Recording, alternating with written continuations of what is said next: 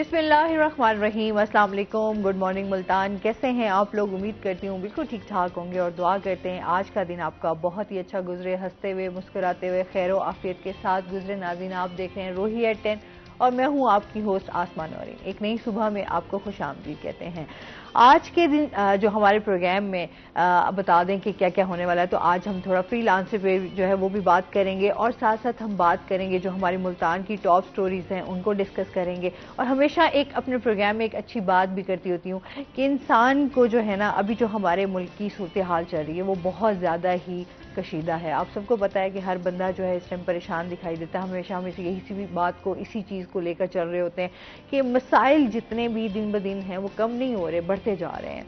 लेकिन उसमें हम जितने भी लोग हैं, जो हमारी जिम्मेदारी है, अगर हम उनमें अपने आप को बेहतर कर सकते हैं वो यही है कि हम अपने आप में जो है पॉजिटिव सोच को जो है वो साथ लेकर चलें। जितना हम पॉजिटिव होंगे, थोड़ा सा मसाइल को ओवरकम किया जा सकता है। वो इसी तरह किया जा सकता है कि आप थोड़ा पॉजिटिव रहेंगे। जब आप किसी के बारे में अच्छा सोचेंगे, अच्छा बोलेंगे, आसानियाँ करेंगे, आसानियाँ बांटेंगे, तो ये तभी ज़िंदगी हमारी थोड़ी सी आसान हो सकती है। वरना ये मसाइल जो है इसमें मज़ीद इजाफा होगा, ये कम, ज़िंदगी इसी तरह चलती रहेगी।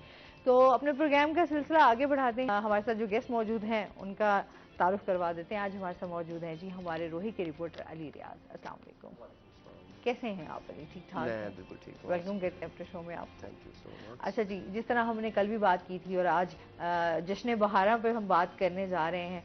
बहार का मौसम आपको पता है आ गया है, हर तरफ ग्रीनरी है इस टाइम।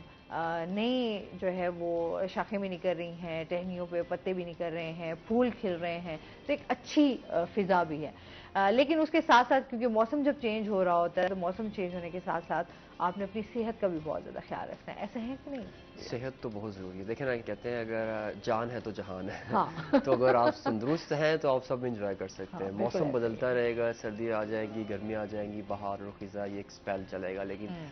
अगर आप रहेंगे तो आप इंजॉय करेंगे। तो बेसिक चीज़ है जो वो सेहत है। सेहत भी इस मौसम में ख़ास तौर पर, जो मेरी पर्सनल ऑब्जर्वेशन है, ज़्यादातर क्योंकि वो लोग जो थोड़े से एलर्जिक होते हैं उनके लिए मुझे लगता है बाहर में उन्हें थोड़ा सा एहतियात करना हाँ। चाहिए, खासतौर पर मास्क का इस्तेमाल करना चाहिए अच्छा, ये क्योंकि एलर्जी वाला ना बड़ा ये भी एक ऐसी बीमारी है। देखें, आपको खाने पीने से एलर्जी, कोई आपको ऐसी कोई चीज़ होती है जो आप खाने पीने में, फूड से आपको एलर्जी हो जाती है। अच्छा, बहुत सारे लोगों को जो है वो परफ्यूम से एलर्जी हो जाती है। एग्जैक्टली मतलब वो खुद परफ्यूम लगा ही नहीं सकते ना, वो किसी का जो है वो परफ्यूम की स्मेल जो है वो बेयर कर कर सकते हैं। सकते हैं। अच्छा, उसके साथ साथ फिर हम लोग बात कर लेते हैं कि बहुत डिफरेंट फूलों से एलर्जी होती है। मतलब इस तरह की हम बहुत सारी एग्जैक्टली एलर्जी की इकसाम है। बिल्कुल।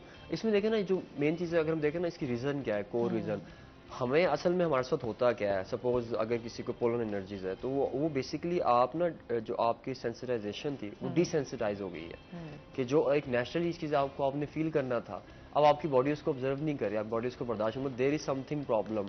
प्रॉब्लम यही है कि जब इंसान नेचर से हट जाता है, जब हम अपनी रूटीन से हट जाते हैं, जाहिर सी बात है, अगर आज इंसान, अगर किसी भी, सब एक जनरल एक्सपेरिमेंटल चीज़ है कि अगर हम एक आंख से देखना बंद कर दें 1 साल तक, ऑटोमेटिकली 1 साल तक हमारी जो आंख है वो, उसके पास कैपेसिटी होगी हाँ देखने की, लेकिन क्या होगा कि वो देखेगी नहीं। अगर परिंदे को या किसी चिड़िया के बच्चे को आप अंडे से लेकर और उसके जवान होने तक ज़मीन पे रखेंगे, वो तो उड़ना भूल जाएगा।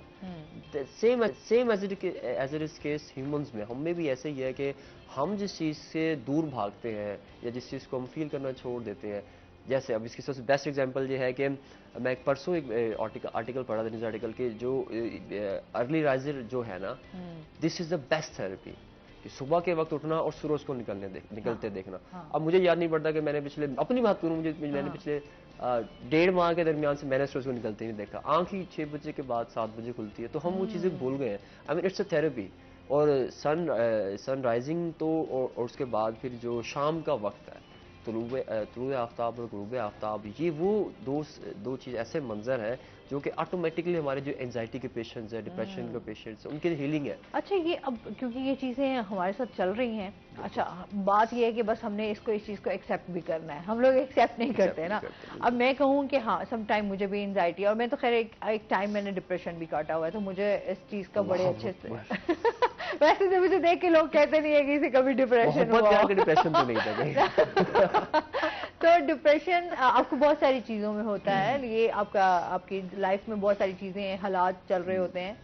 मैं तो पहले कहती थी अच्छा यार ये डिप्रेशन क्या होता है ना, मैं बिल्कुल यार ये क्या लोग डिप्रेशन की बातें करते हैं, एंजाइटी की बातें करते हैं। तो जब आप खुद इस चीज़ से गुजरते हैं तो आपको एहसास होता है कि हाँ यार ये मतलब ये भी एक ऐसी चीज़ है, एक ऐसी बीमारी है जो आपको बहुत बुरे तरीके से मुतासिर करती है। अच्छा, मैं इसमें मेरी पर्सनल मैं इसमें ये कहता हूँ कि हमें ना इस लफ्ज़ को बीमारी नहीं लिंक हाँ करना चाहिए।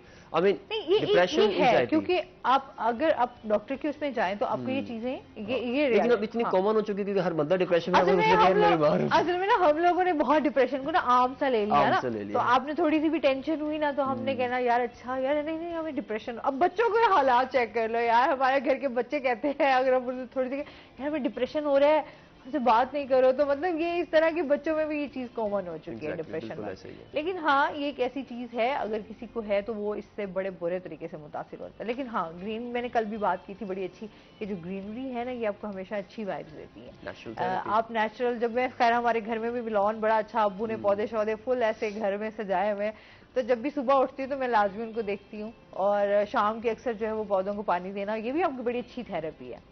तो आप पौधों का जब ख्याल रख रहे होते हैं ना तो वो भी आपको अच्छी, आपको फीलिंग्स आ रही होती हैं, तो अच्छी सोच आ रही होती है। तो फूलों के हवाले से बात हो रही है, एक अच्छी बात हो रही है, तो फूल किसको नहीं पसंद होते, हमेशा फूल जो है वो सबको बड़े अट्रैक्ट सबको करते अट्रैक्ट करते है हैं। ना। और फूल देखें ना, अब अल्लाह ताला ने हर चीज़ की एक ख़ास खसूसियत रखी है। अब फूल ऐसे जिनमें खुशबूदार भी हैं, कुछ हाँ ऐसे हैं जिनकी खुशबू नहीं है। और हाँ जिनकी खुशबू नहीं है तो उनका जो पूरा का पूरा लाइफ स्पैन है और उनकी जो कलर ग्रेडिंग्स है, कलर हाँ वो कंट्रास्ट है, बड़े वो इतने खूबसूरत, अट्रैक्टिव होते हाँ हैं कि बिल्कुल बंदा, ऐसे। अब बाहर में ज़्यादातर हमारे मौसम में बाहर के जितने भी फूल ज़्यादातर खुशबू वाले फूल हैं। अगर हम बात करें मौसम एक्सट्रीम मौसम सरमा की और गर्मा की, उसमें बहुत से ऐसे फूल हैं हाँ जैसे गुले दाऊदी हो गया, और इसी हाँ तरह हमारे क्राइसैंथेमम गुले दाऊदी के साथ साथ हमारे मैरीगोल्ड है। हम्म जी ऐसे फ्लावर्स हैं जिनकी खुशबू नहीं है, हम्म लेकिन अगर आप देख लें, मतलब आप कॉम्बिनेशन चेक करें कि सर्दी है तो अब आपको हर जगह क्या नजर आएगा, सफ़ेद ही नजर आएगा। अगर हाँ हम एक्सट्रीम वेदर पे जाए, बर्फबारी हो रही है और कोई कलर नहीं है, तो वहां पर आपको कलरफुल अल्लाह ताला ने रंग दे गुले दाऊदी, ये एक्सट्रीम ठंड में खिलेंगे। गर्मियाँ आ गई हैं, मौसम बदल रहा है, खिज़ा के मौसम से की सूरत हाल से निकल रहे हैं आप, तो आपको मुख्तलिफ रंगों वाले दे दिए। एक फूल का बल्कि जिक्र करता चलो, बड़े मज़े का फूल मुझे वो लगा, मैं लास्ट में यही भी पहली बार ही मैंने सुना, तबूबिया का एक है दरख्त है। हाँ उसकी खास बात यह है कि जब कोई दरख्त या फूल जो फूल निकालता है तो वो बेसिकली स्प्रिंग में निकालता है, जो एक्सपैंड नॉर्मली है, या अपने उस पीक टाइम पे निकालता है जो उसका एक डिसाइडेड है। अब तबूबिया की ये खास बात है कि जब इसने फूल निकालने हैं या इस पे फ्लावरिंग सीजन जब आना है तो ये हाँ अपने सारे पत्ते झाड़ देता है। सही। अब इन ये सारे पत्ते झाड़कर बिल्कुल ऐसा लगता है कि यार ये सूख जाएगा, और उस सूखे हुए दरख्त पे सिर्फ फूल खिलते हैं, पिंक कलर के, येलो और रेडियस के डिफरेंट कलर स्कीम्स है। जापान में बहुत ज़्यादा होते हैं और हमारे यहाँ मुल्तान में मुख्तलिफ ग्रीन बेल्ट्स पे लगा। अगर आप जाए ना चुंगी नंबर 9 से ख़याम सैनमा चौक, तो वहाँ पे दरमियान में लगे हुए डिफरेंट पार्कों में PHA लगाए हुए हैं, तो इतना ज़बरदस्त लगता है वो। तो उसकी खास बात है कि आप दूर से देखते हैं सूखा दरख्त है, हाँ और सूखा दरख्त पे ऐसा लगता है जैसे कि ये पिंक कलर्स की क्या चीज़ है। जब आप करीब जाते हैं तो देखते हैं कि यार दरख्त खुश्क है लेकिन उसमें फूल निकले फूल हुए नहीं हैं, है। यानी कि उस दरख्त ने, उस पौधे ने अपने पत्ते गिराकर और फिर फूल निकाले। ये भी अल्लाह की कुदरत है ना। देखें हम बात करें अल्लाह ताला की, अगर बनाई हुई चीज़ों पे गौर करना शुरू करें, यकीन करें अक्ल दंग रह जाती है। एग्जैक्टली। तो आपको हर चीज़ जो है वो अल्लाह की बनाई हुई बड़ी खूबसूरत और बड़ी अट्रैक्टिव, मतलब और आप बड़ा उस चीज़ को ना, हर चीज बिल्कुल फिट है, मतलब अगर हाँ देखें तो अगर इसको, मतलब एक्सप्लेन नहीं मैं कर पा रही हाँ कि जी, इतनी सारी चीज़ें हम क्योंकि अल्लाह की रहमतें और एग्जैक्टली। नेमतें देखें तो बहुत खूबसूरत, बहुत शानदार। अच्छा जाहिर सी बात है, और इसके साथ साथ जैसे हम बात करें फूलों की सब चीज़ों की, तो PHA की जानिब से जो है वो क्या इकदाम किए जा रहे हैं इस हवाले से। PHA के साथ साथ हमारे कंटोनमेंट बोर्ड, लोकल गवर्नमेंट और दीगर जितने भी तमाम इदारे हैं, और ख़ासतौर पर उन इदारों के अलावा भी हमारी एक ज़माने में, मुझे अभी हल्का सा थोड़ा सा याद है, ग्लिम्स है मेमोरी में, कि एक वक्त हुआ करता था जब ये चीज़ें बड़ी, एक बाहर भी एक फेस्टिवल था। अब वो हाँ फेस्टिवल नाम का है, टू हाँ बी ऑनेस्ट, लेकिन हाँ अब उस फेस्टिविटी ख़त्म हो गई है। वो कैसे, वो एक वक्त था कि घरों में बड़े फूल लगा करते थे, हमारे इर्द गिर्द थे, फूलों के बागात थे। मतलब मेरी आंखों के सामने इधर पुराना शुजाबाद के करीब और यहीं पर मुतलका 2-3 जगहों पे इलाके थे जहाँ पर बाकायदा फूलों के बाग थे, वो खत्म कॉलोनीज बन गई हैं। हाँ तो हमने फेस्टिविटी क्या है? फेस्टिविटी तब होती है जब एक चीज होती है। हम कहें कि जी आम का फेस्टिवल है और आम ही ना हो तो कैसा लगेगा? फूलों का फेस्टिवल। यार आम का फेस्टिवल तो मुझे कभी कभी ना ऐसा लगता है कि बहुत ही फेक है। तो जिस तरह आम के यहाँ पे बागात थे, अभी हैं, लेकिन जिस जिस तरह तेजी से काटे गए हैं और खत्म किए गए हैं, फिर हाउसिंग सोसाइटीज बनाई। मैं अभी कल ही बात करी थी कि मैं बोस्टन रोड पे, यकीन करें, आपको जाते हुए ना वहाँ पे आता था कि यार ये इलाका जो है ना खाली सारे सिर्फ बागात आपको नजर आएंगे आम के। लेकिन अब बहुत डेवलपमेंट हो रही है, लोगों ने बागात जो है वो खत्म होते जा रहे हैं। उसके आहिस्ता आहिस्ता मुल्तान में जो है ना ग्रीनरी वो खत्म होती जा रही अच्छा, है। बागात तो चले, एक वो आ जाता है हमारा कैश क्रॉप्स काइंड ऑफ कहने, बट जो जो आम से दरख्त हैं, अब देखिए ना, अब एक नीम का दरख्त आपको क्या कह रहा है, बकैन का दरख्त आपको क्या कह रहा है? नीम का हरी, अब वो भी आपके लिए ना वो हो गया है कि आपको नहीं कहीं मिलता, नजर नहीं मिलता, कहीं नजर नहीं आता। फिर उससे आपकी बायोडाइवर्सिटी बहुत डैमेज हुई है। अगर आप जितने भी मैं ये कहता हूँ कि डेवलपमेंट होनी चाहिए, आप क्यों नहीं करनी चाहिए, बट हमें कोई एक मॉडल उठाना चाहिए ना। अगर हम तरक्की याफ्ता ममालिक में देखें, न्यूयॉर्क को देख लें, आप इंग्लैंड को देख लें, या जितने भी बिग कंट्रीज है 5 वीटोज में, फ्रांस में चलें, जहाँ कहीं भी जाएं, प्रॉपर प्लानिंग है। आपने एक ये देखना है कि आपने अगर डेवलपमेंट एक टाउन बनाना है तो भाई इसमें आप ट्रीज कितने लगाएंगे, मतलब ये मैंडेटरी होता है कि इतने ट्रीज लगाना है। अच्छा, और नेचुरल लाइफ इसका क्या इफेक्ट आता है ऑन रियल लाइफ, कि आज हम जहाँ कॉलोनीज में सपोज लोग रह रहे हैं, जब घर से बाहर निकलते हैं क्या नजर आता है सामने? ग्रे रोड, वो सारा का सारा ग्रे एरिया। एंड देन फिर वो बात वही घूम फिर रहा है कि डिप्रेशन, एंग्जाइटी, टेंशन। एक बंदा पहले से टेंशन में है और जब उसको सामने जिस तरह का माहौल मिले, फिर इवन तो बच्चों की जो बात आपने बात की स्कूल्स में, मुझे अभी तक अच्छी तरह याद है कि स्कूल्स में एक प्रॉपर एक जो ग्राउंड हुआ करता था, इट वाज स्पेसिफिकली ग्राउंड, मतलब वो वाकई में ग्राउंड था, वो ग्रे नहीं था, वो ग्रीन था, वहां पर दरख्त हुआ करते थे, और एक कल्चर था कि घरों में भी प्लांटेशन हुआ करती, छोटे छोटे पनीरिया लेकर जाया करते थे, हम लोग घर में लगाया करते थे। अब वो सब डेड एंड है। क्यों? क्योंकि अब हमारे पास जगह ही नहीं है, आबादी बढ़ रही है। Okay, it is a big issue, ये भी एक इशू है जिसको डील करना चाहिए, लेकिन हम उसको कंटेन करने के लिए क्या कर रहे हैं? हम कुछ भी नहीं कर रहे हैं। इसका मसला ये हो रहा है कि हर जगह से हमारे माशरे में हर तरह से जो एक खतरात बढ़ रहे हैं, उसमें बड़े इंपॉर्टेंट रोल प्ले कर रहा है। ना सिर्फ अच्छा दरख्त का, फिर ये भी अक्सर लोग ये कहते हैं कि ये फायदा क्या होगा? भाई दरख्त का फायदा ये नहीं होगा कि सिर्फ आपको ऑक्सीजन देगा, नॉर्मली हमारा ये कि ऑक्सीजन देगा, भाई it is kind of therapy. याद है ना जब मेरे बचपन में हमने ये देखा टीवी पे अक्सर जो है ना देखा करते थे ना, तो वो जब दरख्त को काटा जा रहा होता था तो दरख्त के आंसू आ रहे होते थे। अब तो वो आपको वो चीज बड़ी वो करती थी कि यार दरख्त क्यों काटे जा रहे हैं, तो आपको भी एहसास और वो पेन फील होता था कि हाँ दरख्त नहीं काटने चाहिए। तो कई बार याद है यार, तो अब्बू को मैं कहती थी बाबा क्यों दरख्त काट रहे हैं, दरख्त नहीं काटने चाहिए। तो आज देखें वो उसी सूरत हाल में हम लोग गुजर रहे हैं कि लोग बहुत तेजी से दरख्त काटे जा रहे हैं, और इसका इम्पैक्ट भी देख लें। अब अगर हम इसको थोड़ा क्लाइमेट चेंज जो हमारा क्लाइमेट चेंज सबसे बड़ा इशू, इससे सबसे ज्यादा डैमेजिंग हम पाकिस्तान ही रहेगा, हम देखे जाए तो। और यूएनओ में हम कैसे हमारा पोर्ट्रेट किया जा रहा है हमारी गवर्नमेंट ऑफिशियल्स की तरफ से, करना भी चाहिए बेहतर अंदाज से कि यार ये क्यों हुआ। आई मीन हम लोग कह देते हैं कि जी गैर मुतवक्का बारिशें हो गई या हमारे यहाँ हीट वेव आ गई, बट किसी न किसी को देखना चाहिए ना कि आखिर रीजंस क्या है। रीजंस यही है कि हम इंसान जो इस ज़मीन को देंगे वही कुछ इससे हम काटेंगे, जो हम अपने एनवायरनमेंट को देंगे, हम एटमॉस्फेयर को देंगे, वही उसने हमें पे बैक करना है। और उसका इम्पैक्ट हम ये नहीं देखते कि यार इसका इम्पैक्ट सिर्फ हम पे नहीं होगा, हमारे इर्द गिर्द के लोगों पर होगा और हमारे आइंदा नस्लों पर होगा। साफ नहीं आपको मुयसर, आप ऑक्सीजन के हवाले से अगर मतलब आप सुबह सुबह जो है वो ताज़ा हवा जो है उसकी सांस लेते हैं तो आप कहते हैं अच्छा ताज़ा हवा जानी चाहिए, वो भी नहीं है ना, वो भी मुयसर नहीं। ताज़ा हवा के अलावा एक ताज़ा हवा आपको कहाँ मिलेगी? सिंपल सा एक्सपेरिमेंट है, आप कभी गाँव जाएं, आप सिर्फ गाँव का नाइट स्काई देखें और शहर का देखें। आई मीन बहुत ज़्यादा हेल ऑफ द डिफरेंस होगा कि आपको पता चले यार गाँव में कितने स्टार्स नजर आ रहे हैं मुझे, और वहाँ पर हमारी तो फिजा इस हद तक आलूदा हो चुकी है। एंड देन फिर अगर एटमॉस्फेयर की बात करें, ओजोन लेयर डैमेज है, तो जितनी भी हमारे साथ स्किन की डिजीज़ है, आइज़ की डिजीज़ है, वो डैमेज कैसे हुई है? सारा हमारा ग्रीन हाउसेज जो हम सारा यहाँ से खारिज कर रहे हैं। मतलब ठीक है, चीज़ें बेहतरी की तरफ जानी चाहिए, इंसान को टेक्नोलॉजिकल एडवांस होना चाहिए, बिल्कुल होना चाहिए। लाइक टेक्नोलॉजिकल एडवांस में बात, जैसे चैट जीपीटी आज का बड़ा ट्रेंडिंग है, और चैट जीपीटी 4 लॉन्च हो जाएगा, 3.5 के बाद 4 होगा, जिसमें उसको अपडेट कर रहे हैं कि 2021 के अलावा उसके पास बहुत सारा डाटा होगा। जाना चाहिए हमें, इट इज़ गुड, लेकिन इंसान को अपनी ये नहीं भूलना चाहिए। मुझे अभी तक याद है एक बड़ी चीज़ मज़े की मैं शेयर करना चाहता हूँ कि मैंने एक ऐसे का कंपटीशन था, तो उसमें हमने एक ऐसे लिखे थे इन्वेंशंस के ऊपर। तो एज ऑफ इन्वेंशंस हम कहते हैं 20th सेंचुरी, जहाँ से कंप्यूटर आया, तो कंप्यूटर के बाद हमारा big revolution and then internet was that thing कि जिसने आगे सब कुछ घुमा के रख दिया। हाँ, चेंज हो गया ना, खत्म कर दिया, लाइफ ही चेंज हो गई। एग्जैक्टली मतलब आज से अगर 150 साल पहले, 200 साल पहले जब टेस्ला ने कहा कि यार एक वक्त आएगा कि इंसान जो है आपस में से बात कर रहे होंगे और एक दूसरे को देख सकेंगे, तो द पीपल वर सेइंग यार ये कैसे पॉसिबल है। हाँ।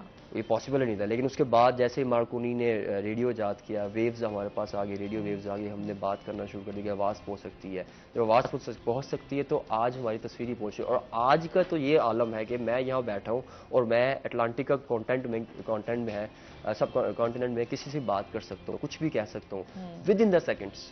अब विद इन द सेकेंड्स, अब तो यहाँ तक एडवांसमेंट आ गई है। आप यूट्यूब पे निकालें नासा के मार्स के रेंज रोवर्स निकालें, वो आपको लाइव स्ट्रीमिंग देने के मार्स में क्या हो रहा है। वो आपको ये जितने भी उनकी ये हबल वेब है और उसके साथ साथ ये जापानीज़ की NOJ एक उनका नेशनल एरोनॉटिकल स्पेस स्टेशन है, वो डायरेक्ट आपको सेटेलाइट के जरिए बता रहे हैं कि और तो दुनिया में टेक्नोलॉजी का एडवांसमेंट यहाँ तक पहुँच चुकी है।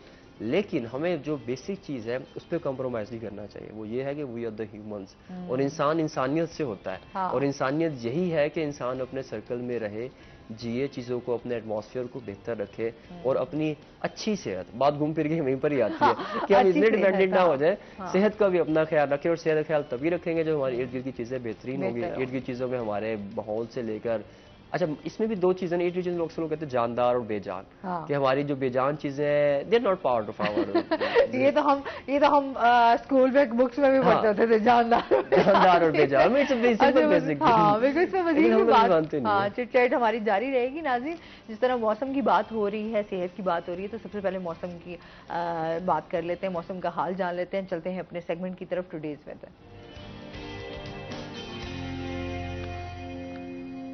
हसन मलिक हमारे साथ मौजूद हैं। हसन से जानते हैं आज दिन भर मौसम कैसा रहेगा, क्या सूरत हाल है? जी आसमा, शहर ओलिया मुल्तान के अगर आज के मौसम के हवाले से बात करें तो मुल्तान का मौसम यकसर तब्दील हो चुका है। मुल्तान में दर्जा हरारत बढ़ने से गर्मी की शिद्दत में नुमाया इजाफा देखने को आ रहा है। आज भी अगर मुल्तान के ज़्यादा से ज़्यादा दर्जा हरारत की बात करें तो आज शहर ओलिया का ज़्यादा से ज़्यादा दर्जा हरारत 33 डिग्री सेंटीग्रेड तक जाने का इम्कान जाहिर किया जा रहा है। कम से कम दर्जा हरारत 18 डिग्री सेंटीग्रेड पर रिकॉर्ड किया गया है। हवा में नमी का तनासुब आज 72% तक रिकॉर्ड किया गया है। एयर क्वालिटी इंडेक्स गुज़िश्ता कई दिनों की तरह आज भी 161 पॉइंट्स पर होने की वजह से कदरे आलूदा दिखाई दे रहा है। देखा जाए कि पाकिस्तान के फिजाई आलूदा तरीन शहरों की लिस्ट में मुल्तान की स्टैंडिंग क्या है, तो आज मुल्तान 5वें नंबर पर स्टैंड कर रहा है। आइंदा आने वाले दिनों के हवाले से अगर बात करें तो महकमा मौसमियात की जानिब से आइंदा आने वाले दिनों में दर्जा हरारत मजीद बढ़ने का इम्कान जाहिर किया जा रहा है और मजीद गर्मी की शिद्दत में इजाफे का इम्कान जाहिर किया जा रहा है। आइंदा 2 दिन के दौरान की अगर बात करें तो महकमा ने शहर ओलिया के बासियों के लिए एक बड़ी खुशखबरी का ऐलान किया है और महकमा मौसमियात की जानिब से ये खुशखबरी की नवीद सुनाई गई है कि 16 और 17 मार्च को मुल्तान में मौसम अबर आलूद रहने का इम्कान है और बारिश बरसने का इम्कान है, जिसकी वजह से मुल्तान का मौसम कदरे बेहतर हो जाएगा और बढ़ती हुई गर्मी की शिद्दत जो है इसमें नुमाया कमी देखी जाएगी। अगर गुज़िश्ता दिनों के हवाले से बात करें तो गुज़िश्ता कई दिनों से मुल्तान का मौसम यकसर तब्दील हो चुका है। दोपहर के औकात में काफ़ी ज़्यादा गर्मी अपने जोबन पर दिखाई देती है, पंखे चलना स्टार्ट हो गए हैं। अलल सुबह के टाइम और रात के औकात में कई कदरे मौसम बेहतर दिखाई देता है। अलल सुबह बेहतर ठंडी खुशगवार हवा चलने की वजह से मौसम खुशगवार हो जाता है, लेकिन जूं जूं शहर ओलिया पर सूरज की किरणें अपना जोबन दिखाती हैं तो मौसम गर्म होता चला जाता है। और आइंदा आने वाले दिनों में भी महकमा मौसमियात की जानिब से ये पेशगोई जाहिर की जा रही है कि मुल्तान का मौसम गर्मी की शिद्दत की जानिब बढ़ेगा और मुल्तान का दर्जा हरारत बढ़ेगा। आइंदा 24 घंटों के हवाले से अगर बात करें तो महकमा मौसमियात की जानिब से ये पेशगोई जाहिर की जा रही है, आइंदा 24 घंटों के दौरान मुल्तान का मौसम खुश्क रहने का इम्कान है। जी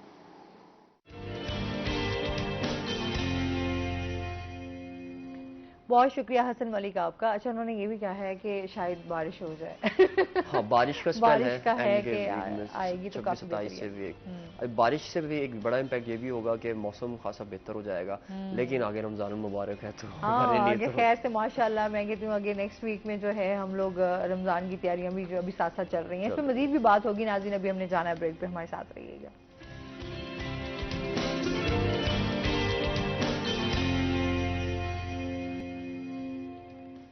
वेलकम बैक नाजरीन, रोही एटन में आपको खुश आमदीद कहते हैं। अच्छा, बात हो रही थी हमारी कि पीएचए की जानिब से क्या इंतजाम किए जा रहे हैं जश्न बहारा के हवाले से, क्या फेस्टिवल हो रहा है उनकी तरफ से, क्योंकि पीएचए की जानिब से भी ये चीज़ें चल तो रही होती हैं उनकी, हाँ, उनकी कोई एक्टिविटी। बिल्कुल फेस्टिवल होने जा रहा है इस बार। ये 17 से 18 मार्च के माबैन ये 2 से 3 से 12 फेस्टिवल होगा। जैसे कि वो हर बार विंटर फेस्टिवल होता है, तो इसी तरह ये स्प्रिंग फेस्टिवल भी होगा, जिसमें ख़ास बात ये होगी कि होप सो के भी जो उसकी जगह डिसाइड नहीं की गई है वेन्यू, तो वो किला बना कासिम बाग जो पार्क के किले पर, वहीं पर ही होगा। इसमें गमले रखे जाएंगे पीएचए की जानिब से नुमाइश के लिए, कि जैसे कि एक ज़माने में कंटोनमेंट बोर्ड की जो नुमाइश थी बड़ी मशहूर थी आज से 10 यार साल वो बड़ी पहले। मज़ेदार होती थी, आपको हर तरफ जो है वो डिफरेंट कलर के फूल और हाँ जी। चीज़ें, बड़ा बड़ा बड़ा और अच्छा होता था मुझे अभी वो। तक ये अच्छी तरह याद है, तब बड़ा रश होता था। रश होता था। हाँ। और हमें शौक ही होता था कि कैमरा जाकर मैं तस्वीरें बनवानी हाँ। है। और आज फूलों भी के साथ, फूलों के बीच में खड़े होके वो आपके एक डिफरेंट ही। एग्जैक्टली हाँ। वो बड़ा एक अच्छा एक चीज़ थी। तो ये भी इसी तरह की एक्टिविटी होगी, और अच्छी चीज़ें ऐसी चीज़ें होनी भी चाहिए। हाँ। तो किले पर ये होगा, जिसमें 25 से 30 हज़ार जो मुख्तलिफ रंग के गमले होंगे, एंड देन फ्लावर्स होंगे। फ्लावर्स में ख़ास बात ये होगी कि अब जो एक ट्रेंड जो बदल रहा है, जो मुझे एक अच्छी चीज़ लगी है कि अब जो फ्लावरिंग का जो सिस्टम है वो अभी ऐसे करते हैं एग्जीबिशन के अलावा ग्रीन बेल्ट्स पर भी लगा देते हैं, ताकि इवन दो के लोगों को नजर आए। जैसे कि सबसे बड़ी बात ये कि अगर हम विंटर की बात करें, तो विंटर में अगर आप केएफसी चौक से चौकी नंबर 9 की तरफ जाएं, तो यहाँ पर उन्होंने चारों तरफ जो ग्रीन बेल्ट था, जो हमारे एक आइडियल ग्रीन बेल्ट कहलाता है कसरत डेजी रोड वाला, हाँ। वहाँ पर मैरी गोल्ड की पंडियाँ लगाई हुई थी, तो मौसम में वो खिलती हैं तो बड़ा अच्छा लगता है। तो इस बार ये ट्रेंड्स भी चल रहे हैं। एंड देन इस बार जो पिछले साल से एक बड़ी चीज़ मुल्तान में इन हुई है, मुल्तान के पार्कों में, वो है कि फ्लावर कारपेट्स बनाए जा रहे हैं। कि फ्लावर कारपेट्स मतलब डिफरेंट शेप्स के वो ज़मीन पर बनाए जाते हैं, शेप्स बनाए जाते हैं, फिर उस शेप्स के अंदर जो है लगाए जाते हैं फूल मुख्तलिफ रंगों के, फिर वो पूरी कलर स्कीमिंग होती है, तो बड़ा प्यारा लगता है एक व्यू के जैसे। अब जो अभी इस वक्त सबसे बेस्ट अगर किसी ने देखना हो तो वो आम खास बाग पार्क में लगा हुआ है, कि जहाँ पर रंग बिरंगे फूल।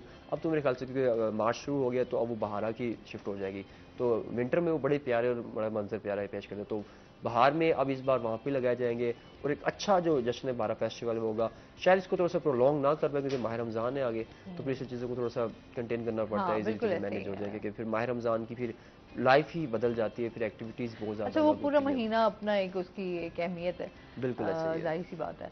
अच्छा, उसके साथ साथ अगर हम गंदम के हवाले से भी बात कर हम्म, लें, क्योंकि तो जश्न बहारा के हवाले से हमारी बात हो गई, इस टाइम जो गंदम की फसल है वो अहम मरहले में दाखिल हो चुकी हुई है, थोड़ा उसके बारे में हमें बताएं, क्योंकि ज़राअत के हवाले से हम अगर हम बात करें ना, तो अली रियाज के बाद माशाल्लाह बहुत ढेर सारा नॉलेज जो है ना वो इकट्ठा होता है। बस स्टूडेंट ऑफ एग्रीकल्चर चीज़ें समझने की कोशिश करता हूँ बस। हाँ। वैसे गंदम जो है इस वक्त हमारी एक बहुत अहम स्टेज पे, जैसे आपने कहा है, हाँ। तो काफ़ी अहम स्टेज पर भी है। और इस बार जो एक पॉजिटिव चीज़ वो ये है कि जो हमारी फसल होगी खासी बेहतर है। मार्च में इस पहले होता है कि अब सबसे पहली बात तो ये मार्च में तीसरा पानी देना होता है काश्तकारों ने, एंड देन अब जो है दाने बनने का अमल शुरू हो जाता है, जो आपके सिट्टे खिल चुके थे। तो ये जो स्टेज है खासी अहमियत की हामिल है। अब इस स्टेज पर जो है कुछ चीज़ें हैं, जो कुछ पैरामीटर्स जो हमें देखने भी चाहिए, जो काश्तकार को देखनी चाहिए। जो सबसे अहम चीज़ है कि इस सूरत हाल में पानी का खास ख्याल रखें। अब जैसे कि अभी जो बात हो रही थी कि हीट बढ़ रही है, अब अगर आज टेम्परेचर की बात करें तो पिछले वीक से लेके अब तक 31, 32 या 38, या मैक्सिमम जो एक्सपेक्टेशन है वो 35 तक ही है। So it's बेरेबल। अगर हम इसको कंपैरेटिवली देखें पिछले साल की निस्बत, तो मार्च में हमारी हीट वेव है जो 40 तक चली गई थी, जिसकी वजह से खासा नुकसान भी हुआ था। लेकिन इस बार मौसम खासा फेवरेबल है। अभी तो सूरत हाल जो है खासी बेहतर है। हाँ, इसमें 2-3 चीज़ें एहतियात करने वाली हैं। अब ये एक नेचर सर्कल है। अब अगर देखें ना, अगर जैसे अभी हमारा टेम्परेचर अगर अप जाएगा तो हीट वेव खतरा होगा, अगर नीचे नीचे आ जाएगा टेम्परेचर और बारिशें होंगी, ह्यूमिडिटी इंक्रीज कर जाएगी, और इसका 72 से 73 घंटे का टाइम स्पैन है कि अगर तब तक ह्यूमिडिटी राइज रहे तो फिर कुंगी रस्ट का हमला का खदशा होता है। तो सही। अभी तक जो है बताया जा रहा है कि कुंगी का हमला नहीं है, रस्ट बिल्कुल नॉर्मल सिचुएशन में है। लेकिन अभी जो सबसे अहम चीज़ है, पेस्ट स्काउटिंग बहुत इंपॉर्टेंट है, कि फार्मर्स को चाहिए कि खेतों में ज़रूर जाएँ। मतलब मैंने पिछले 1.5-2 साल से मैं एग्रीकल्चर के बीट को देख रहा हूँ, महकमे को देख रहा हूँ। मुझे एक चीज़ जो बड़ी थोड़ी सी कह लें कि अजीब भी लगी, और थोड़ा सा कि यार ये प्रैक्टिस में बदलनी चाहिए। तो प्रैक्टिस ये है कि हमारे जो छोटा काश्तकार है उसको पता है, उसी ने जाके ट्रैक्टर लेके हल चलाना है, सारा काम उसी ने करना। जो हमारे बड़े काश्तकार हैं, जो खुद को किसान कहते हैं, फार्मर्स, प्रोग्रेसिव फार्मर्स जो हैं, उनमें ज़्यादातर ये एक ट्रेंड है कि आप लोग खुद नहीं विजिट करते, आपने बंदे रखे हुए हैं या। हाँ। लेकिन बात यह है कि इसको मैं इस तरह रिलेट करना चाहूँगा कि अगर आपकी फैक्ट्री है या आपकी कोई दुकान है, जब तक आपको दुकान पे नहीं जाएंगे ना, आपका मुलाजिम जितना मर्जी हो, जब तक आप खुद नहीं देखेंगे तो आपको नहीं पता चलेगा क्या हो रहा है, क्या फैक्ट्री में क्या हो रहा है, क्या नहीं हो रहा। तो फार्मर्स जो है हमारे जमींदार लोग जो है, एक बड़ा, नो डाउट आप, आई मीन जमींदारा एक टाइटल ही ऐसा है हाँ। कि, लेकिन ये है कि इंसान को बेसिक नो हाउ होनी चाहिए। जब तक आप खुद ग्राउंड रियलिटीज़ का आपको नहीं पता होगा चीज़ों को कैसे बेहतर करेंगे। तो ये बड़ी इंपॉर्टेंट चीज़ है कि फार्मर्स को, हमारे चाहे बड़े ज़मींदार भी हैं या छोटे ज़मींदार भी हैं, इस चीज़ का खास ख्याल रखना चाहिए। फसलों को देखें, जब तक आप किसी चीज़ को टाइम नहीं देंगे वो कैसे पे बैक करेगा आपको। अगर आप किसी ये समझें कि आप किसी कारोबार को या किसी इन्वेस्टमेंट करके साइड पर हो जाए, तो वो आपको नहीं देगा जब तक आप उसमें प्रॉपर टाइम नहीं देंगे। और ये तो एक नेचुरल है ना, ये तो एक नेचर है कि जब तक आप, और मैं तो इसको कहता हूँ ये एक ऐसी चीज़ है जो आपको पॉजिटिविटी भी देती है, आपको पैसा भी देती है, आपको खाने को अनाज भी देती है। मतलब आप अगर, क्या आप प्रैक्टिस किए, आपने सुबह जल्दी उठना है, क्योंकि हमारे जो फार्मर्स हैं वो तकरीबन तो सुबह 6 बजे सुबह हाँ यही और होता है 7 बजे तक, आपका। जब हम स्कूल की तैयारी, स्कूल कॉलेज ऑफिस की तैयारी कर रहे होते हैं, 8 बजे वो घर वापस आ जाते हैं कि अपना ऐसे सारा ही। काम खत्म। फिर इसी तरह जैसे पेस्ट स्काउटिंग है, फिर इसी तरह जड़ी बूटियों की तरह, वो तो एक स्पेल पीछे था, लेकिन अब अगर सब्जियों में बात करें तो आप कभी काम करने वाले देखें तो सुबह नमाज पढ़ते चले जाती हैं खेतों में। उनको पता है सूरज जैसे सर पर आ जाएगा तो काम करना मुश्किल हो जाएगा। हाँ। जैसे उसमें प्याज की में बड़ी जड़ी बूटियों का अमल होता है उसको निकालने के लिए। अब हमारी जैसे कि दीगर सब्जियां जो काश्त होंगी, तो लेबर भी इसी स्पैन में चल रही होती है। जब लेबर चल रही होती है तो आई थिंक सो कि हमारे जो जमींदार हैं उनको भी इस चीज़ों को रिस्पॉन्सिबिलिटी लेनी चाहिए कि सिर्फ यही नहीं कि 200 एकड़ पर 300 एकड़ पर गंदम लगा दी और बस इजी होकर बैठे हुए हैं। चीज़ों को ओन करना चाहिए। इसकी बेस्ट एग्जांपल में कुछ लोग मेरे जानने वाले हैं, एक दो फार्मर्स हैं, उनसे बड़ा अच्छा लगता है मिलके। मतलब they are graduate and not just graduated, उन्होंने अच्छी जगह पे काम वाम करके अब वापस आ गए। अब जब उनसे पूछें तो उनकी रूटीन ये है कि उन्होंने हफ्ते में 4 से 5 दिन अपने वहीं पर ज़मीनों पर गुजारने। वहीं पर कहते हैं सुबह उठना, भाई ट्यूबवेल चला के देखना सारा, ऑब्जर्व करना सारा, और फिर वही वो लोग होते हैं जो कि आइडियल यील्ड लेते हैं। हमारे यहाँ ये बात है ना कि यार पैदावार नहीं है, हम क्या करें, महकमा ज़राअत एक्सटेंशन डिपार्टमेंट हमें नहीं सही बता रहा। हाँ ये भी है, ठीक है, ओके, लेकिन आजकल के ज़माने में ना, आज ख़ास तौर पे 2023 में, अब कोई बंदा मेरे ख्याल से पाकिस्तान में भी इवन ये नहीं कह सकता कि यार मुझे किसी चीज़ का पता नहीं है ना। अब फ्लो ऑफ इंफॉर्मेशन इतना फास्ट है कि अब आप विद इन द सेकंड आपको पता चलता है। आपको इवन तो ये देखना है कि गंदम की फसल की मार्च में क्या सूरत हाल होगी, आपको नेट पे से पता चल जाएगा। लिटरेचर भरा पड़ा है, लिटरेचर नहीं भरा पड़ा, यूट्यूब भरी पड़ी है। तो अगर कोई बंदा चाहे कि लेमैन ने बिजनेसमैन बनना है, जो बिजनेस कर भी रहे होते हैं, एंटरप्रेन्योरशिप, उन्होंने कहाँ से सीखा है? कहाँ से? हाँ। आपको अमेरिका से डायरेक्ट बंदे ने आगे से कहा नहीं ना। हमें द फर्स्ट पर्सन जिसने भी कॉमर्स में काम किया, कुछ ना कुछ लिंक चीजें थी, और ये जमाने का चलन है। देखिए अगर कोई बंदा जमाने के साथ नहीं चलता हो तो तरक्की नहीं करता। तो इसलिए मैं ये कहता हूँ कि हर फील्ड में टेक्नोलॉजिकल एडवांसमेंट हर फील्ड में होनी चाहिए, not just in IT sector, not just in, ये यही बात आ जाती है ना। अब जिस तरह टेक्नोलॉजी का इस्तेमाल बढ़ रहा है, फिर हम जिस तरह अभी ज़राअत के हवाले से भी बात करें, तो ये ज़रूरत तो अभी इसकी भी है ना। एग्जैक्टली। और फिर वही चीज़ें, क्योंकि जितना तेज़ी से ज़माना बदल रहा है तो चीज़ें भी तो बदल रही हैं। बिल्कुल। और फिर आपके लिए आसानियां भी तो उसी तरीके से हो रही हैं। आसानियों की से देखें, अब आपने आसानियों के लफ्ज़ जो बात की ना, आसानियों में अब आप ये देखें कि पूरी दुनिया को पता है कि क्राइसिस है, पानी का क्राइसिस हमारे यहाँ होता है। तो भाई why don't we manage the water. हमें पता है कि जैसे हमारा मिडिल ईस्ट जो है वो सारा हाइड्रोपोनिक में कर लेते हैं, हाइड्रोपोनिक के बगैर ज़मीन के। चलो वो एक्सपेंसिव है, महंगा है। अब हम आते हैं हमारे यहाँ क्या हो सकता है, हमारे यहाँ ड्रिप इरीगेशन हो सकता है। अच्छा, स्प्रिंकलिंग वाटर हम यूज़ कर सकते हैं। ये डिफरेंट टेक्निक्स है। अगर हम इनको बागबान जो है आम के बागात में इंस्टॉल कर दिया जाए तो हम जो फ्लड इरीगेशन करते हैं, जो नहरी पानी एकदम से छोड़, तो उससे काफ़ी हद तक बचा जा सकता है। देन छोटी छोटी टेक्निक्स हैं। आप अगर हर फसल की एक मुख्तलिफ उसकी एक ना नोयत है कि अगर उसको खेलियों पे काश करनी है या उसको काश करना है हमने ऐसी ज़मीन पे काश करना है। अब अगर गंदम की जैसे हम बात करते हैं, अगर गंदम को हम सिर्फ और सिर्फ ये जैसे हम छट्टे की बजाय ड्रिल काश कर दें, तो ड्रिल काश करने से एक तो हमारा सीड बचता है कि जहाँ हमारा कई किलो जो सीड ऐसे आपने छट्टे के जरिए क्या करते हैं, ऐसे फेंक देते हैं सीड को, तो वो कितना वेस्ट होगा। अगर वही हम ड्रिल सोइंग करें तो एक एक सीड अपनी जगह पर जा रहा है, परफेक्ट जगह पर बैठ रहा है। जब उसको वतर आएगा तो उसको बिल्कुल सही उसकी न्यूट्रिशन हर चीज़ वैल्यू प्रॉपर मिल जाएगी।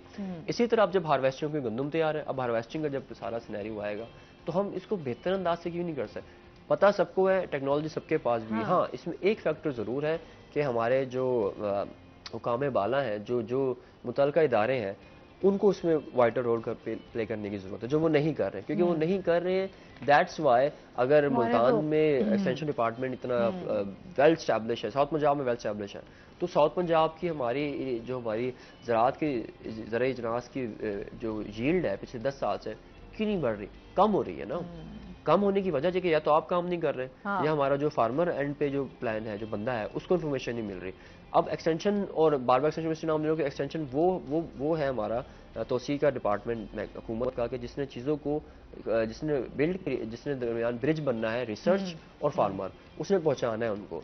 ये वो बेसिक चीज़ है कि कोई भी रिसर्च होगी, या सपोज एमरी की तरफ से हो रही है, या हमारे किसी डिपार्टमेंट की तरफ से हो रही है, रारी भावलपुर एग्रीकल्चर रिसर्च इंस्टीट्यूट से हो रही है, कॉटन रिसर्च इंस्टीट्यूट से हो रही है, एग्रीकल्चर इंजीनियरिंग में मैकेनाइजेशन में हो रही है, उसको ट्रांसफर इन्होंने करना है। अब जब तक ट्रांसफॉर्मेशन ऑफ इंफॉर्मेशन और ट्रांसफॉर्मेशन में गैप आ जाएगा, then it will be difficult. Farmer का तो मसला है, लेकिन इसके साथ साथ इसमें हमारा पूरा खुद का बहुत मसला है। फिर हमें क्या करना पड़ता है, हमें गंदम इंपोर्ट करनी पड़ती है। मतलब कैसी एक अजीब बात है ना, वही चीजें आ जाती हैं इंपोर्ट की। जिस तरह आप बात करें तो हमारे यहाँ हम कहते हैं हमारी दालें हैं, यहाँ पर हम हर तरह की सब्जी, हर तरह के फल यहाँ पर जो है, ये बड़ा अल्लाह का हमारे ऊपर खास करम है। अभी हमने ये बात की कि हमारे पास 4 मौसम है। हाँ। जब हमारे पास 4 मौसम है भाई, हम एक ज़रई मुल्क है, एंड वी से दैट कि हम लोग बात करते हैं कि बाहर से गंदम आ रही है, बाहर से आपके चावल आ रहे हैं, बाहर से आपकी कपास आ रही है, दालें भी आपकी बाहर से आ रही है, मसाला जार भी आपके बाहर से आ रहे हैं। हम एक इम्पोर्टेड चीज़ को तो हम बहुत वैल्यू करते हैं, बट हमारी जो यहाँ की चीज़ें हैं, हमें कदर ही नहीं है यहाँ पे, या कदर नहीं है, या हम मैनेज नहीं कर रहे हैं चीज़ों को जिस तरह हमें करना है। अच्छा, हम समझते हैं कि हमारे यहाँ पर हमारे जिस तरह हुक्मरानों के अब जो हाल हैं, इतने अरसे से जो अभी जो मुल्क के हालात चल रहे हैं, यकीन करें सियासत तो एक तमाशा सा ही बन के रह गई है। क्योंकि हम जब भी बात कर रहे हैं, कभी हम बात कर रहे हैं घड़ी के हवाले से, कभी हम बात कर रहे हैं अनानास के हवाले से, तो ये इस टाइम ना यकीन करें अजीब एक सिचुएशन है जिसपे बंदा समझता है यार ये क्या चल रहा है हमारे। ये असल में देखो ना, कौमों के ना मिजाज होते हैं। कौमों के मिजाज कैसे डिफाइन करते हैं उनके, जैसे कहते हैं ना कि एक बड़ी हमारे जनूबी पंजाब की एक कहावत है, मिसाल है कि चावल की देग में से अगर आप एक दाना चख लो ना, तो आपको आइडिया चावल कैसा होगा। जब हम देखते हैं कि कौमों के मिजाज कैसे होंगे, तो हम ये देख लेते हैं यार उनका एक एंड का बंदा उठा लो। जैसे हम रिसर्च में सैम्पलिंग लेते हैं, रैंडम सैम्पलिंग, कि आप एक नीचे का मिड एवरेज बंदा उठा लो, एक टॉप का बंदा उठा लो। अब चलते क्या है, हमारी इट सेल्फ हमारी कौमों के मिजाज ही यही है कि अब आप ये देखें हमारे यहाँ क्या है प्रॉब्लम। हमारे यहाँ ये है कि हमारे यहाँ जो पॉलिसीज हैं वो मैटर करती हैं, लिंक करती हैं विद पर्सनैलिटीज, जबकि जो पॉलिसीज हैं वो लिंक करनी चाहिए स्टेट से। मिसाल के तौर पर हम अपने इर्द गिर्द रहते हैं, हम साथ इंडिया को देख लेते हैं। बिल्कुल, इस पे बात करते हैं। अभी हमने जाना है ब्रेक पे, हमारे साथ रहिएगा।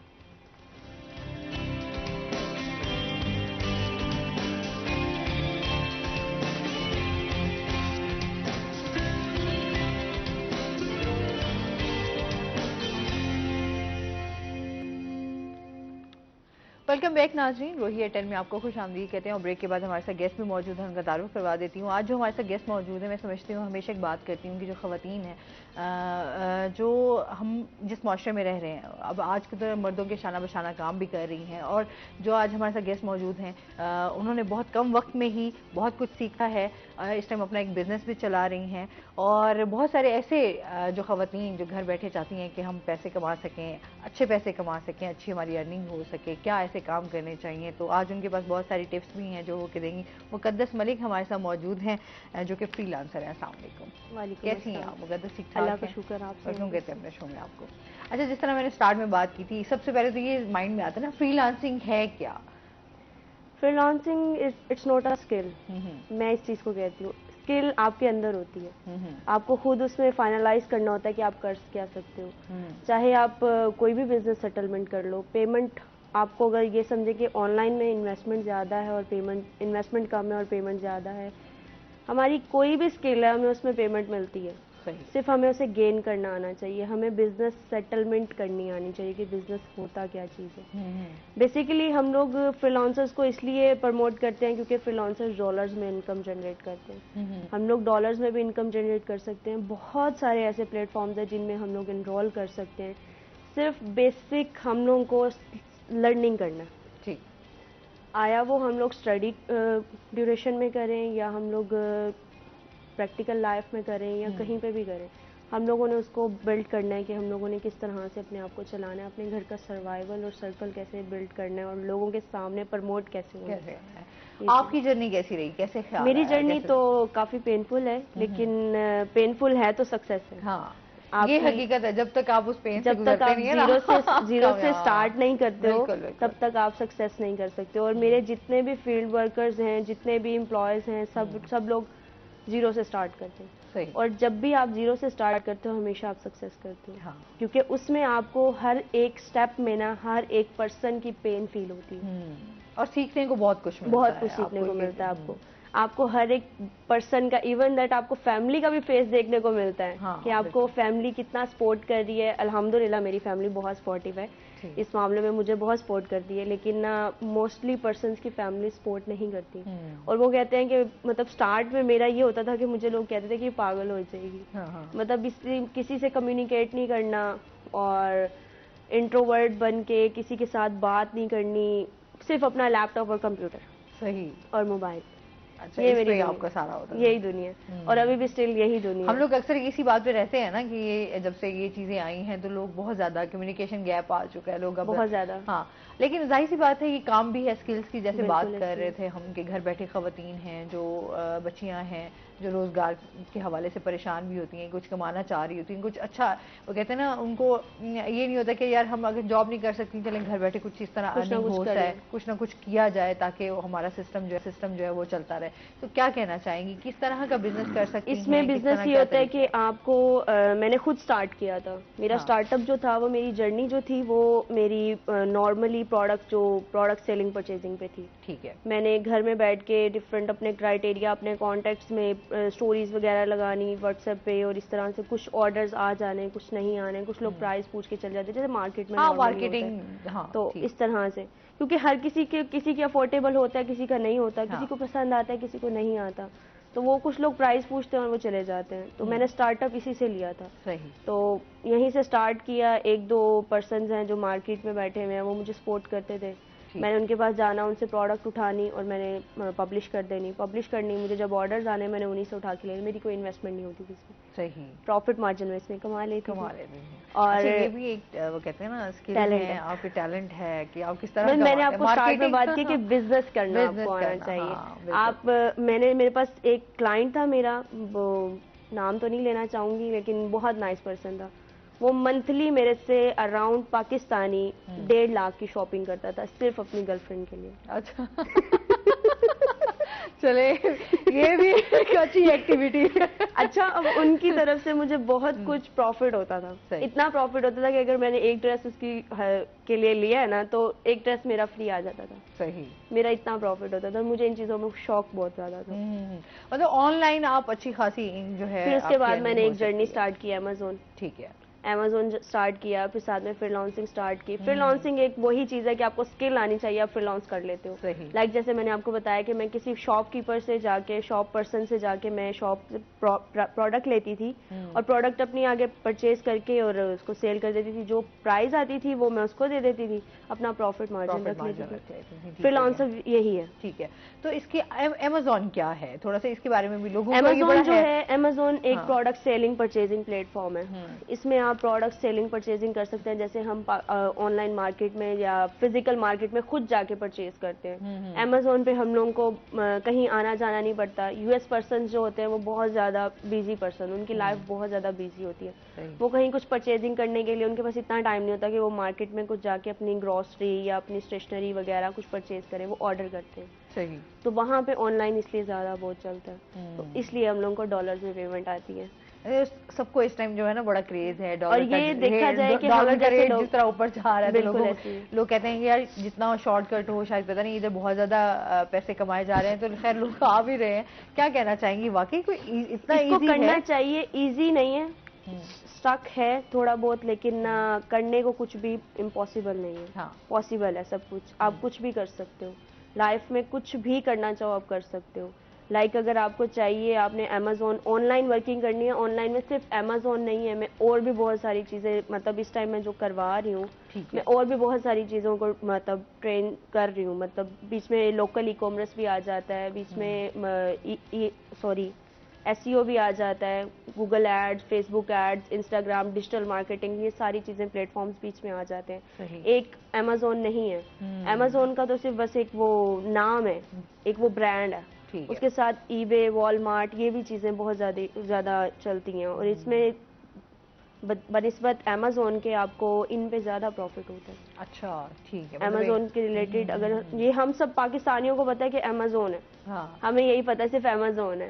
मेरे नाम यही चल रहे हैं ना अमेजोन पे, आप ऐसे जाके ही है तो हाँ। लेकिन उसमें बहुत सारी स्किल और भी हैं जो मतलब अमेजोन के पीछे छुप रही हैं। अमेजोन खाली अमेजोन में आप अमेजोन के साथ आप एडवर्टाइजमेंट भी चाहिए, आपको डिजिटल मार्केटिंग एक्सपर्ट भी चाहिए, ग्राफिक डिज़ाइनर भी चाहिए, फ़ोटो शूट करने के लिए चाहिए, कोई मॉडल चाहिए जो आपकी प्रोडक्ट की एडवर्टाइजमेंट करे।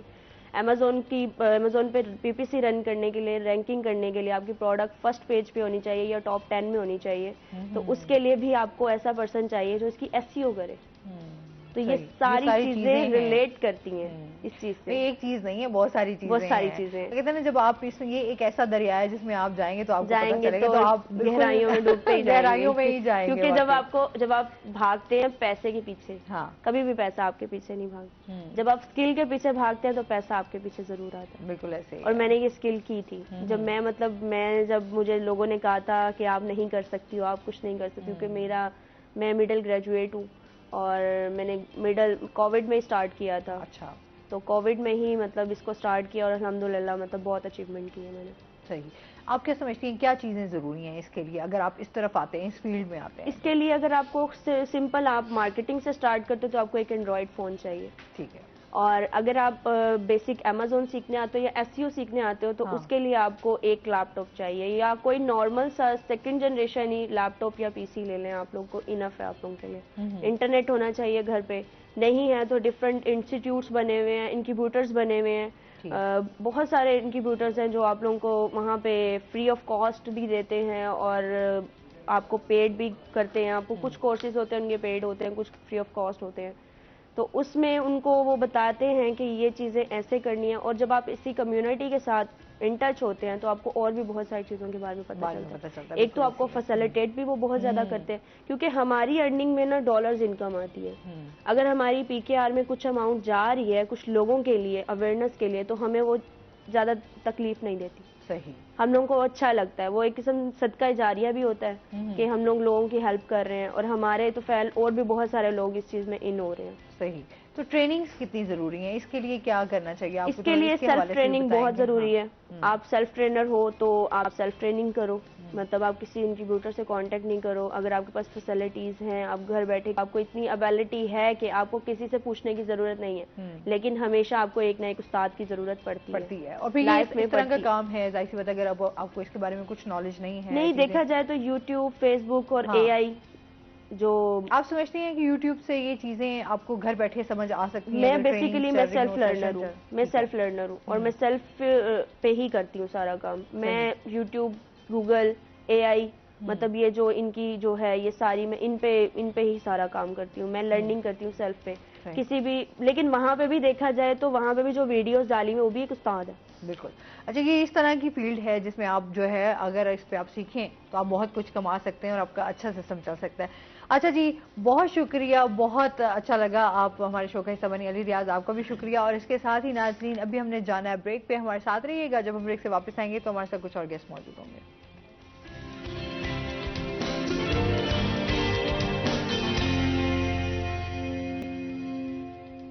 वेलकम बैक नाजरीन, रोही एयरटेल में आपको खुश आमदीद कहते हैं और ब्रेक के बाद हमारे साथ गेस्ट मौजूद हैं। आज हमारे साथ मौजूद हैं जी एडवोकेट परवेज इकबाल अंसारी साहब, जो कि सोशल एक्टिविस्ट हैं। अस्सलाम वालेकुम, कैसे हैं आप? ठीक ठाक हैं? वेलकम कहते हैं अपने शो में आपको। अच्छा जी, आज हमारी बात होगी थोड़ा, जो इस टाइम हमारी जमहूरियत के हवाले से बात होती है और जो हमारा हुकूमती निज़ाम है उसको किस तरह मजबूत किया जा सकता है। आपके ख्याल में जो जमहूरियत की मजबूती है उसके लिए मुकामी इस टाइम जो हम बात करें निज़ाम हुकूमत की, क्या अहमियत है? जी बहुत शुक्रिया एक तो आपका आज बात करने का मौका देने के हवाले से। बेसिकली जो मकामी हुकूमती निज़ाम है ये बहुत इम्पॉर्टेंट है, बहुत अहमियत रखता है हमारे ओवरऑल जमहूरी निज़ाम को मजबूत करने के लिए। क्योंकि अगर आप देखें तो पाकिस्तान में अगर हम मकामी निज़ाम हुकूमत को देखें तो ये एक नर्सरी की हैसियत रखता है किसी भी सियासी माहौल को पनपने के लिए और जो ग्रास रूट लेवल पर लोगों को इस सिस्टम में आने के लिए। तो इसलिए मैं समझता यह हूँ कि जो मकामी निज़ाम हुकूमत है ये हमारे मुल्क में जमहूरी निज़ाम को मुस्तहकम करने के लिए इंतहाई ज़रूरी है और इसकी कॉन्टीन्यूटी उससे भी ज़्यादा ज़रूरी है।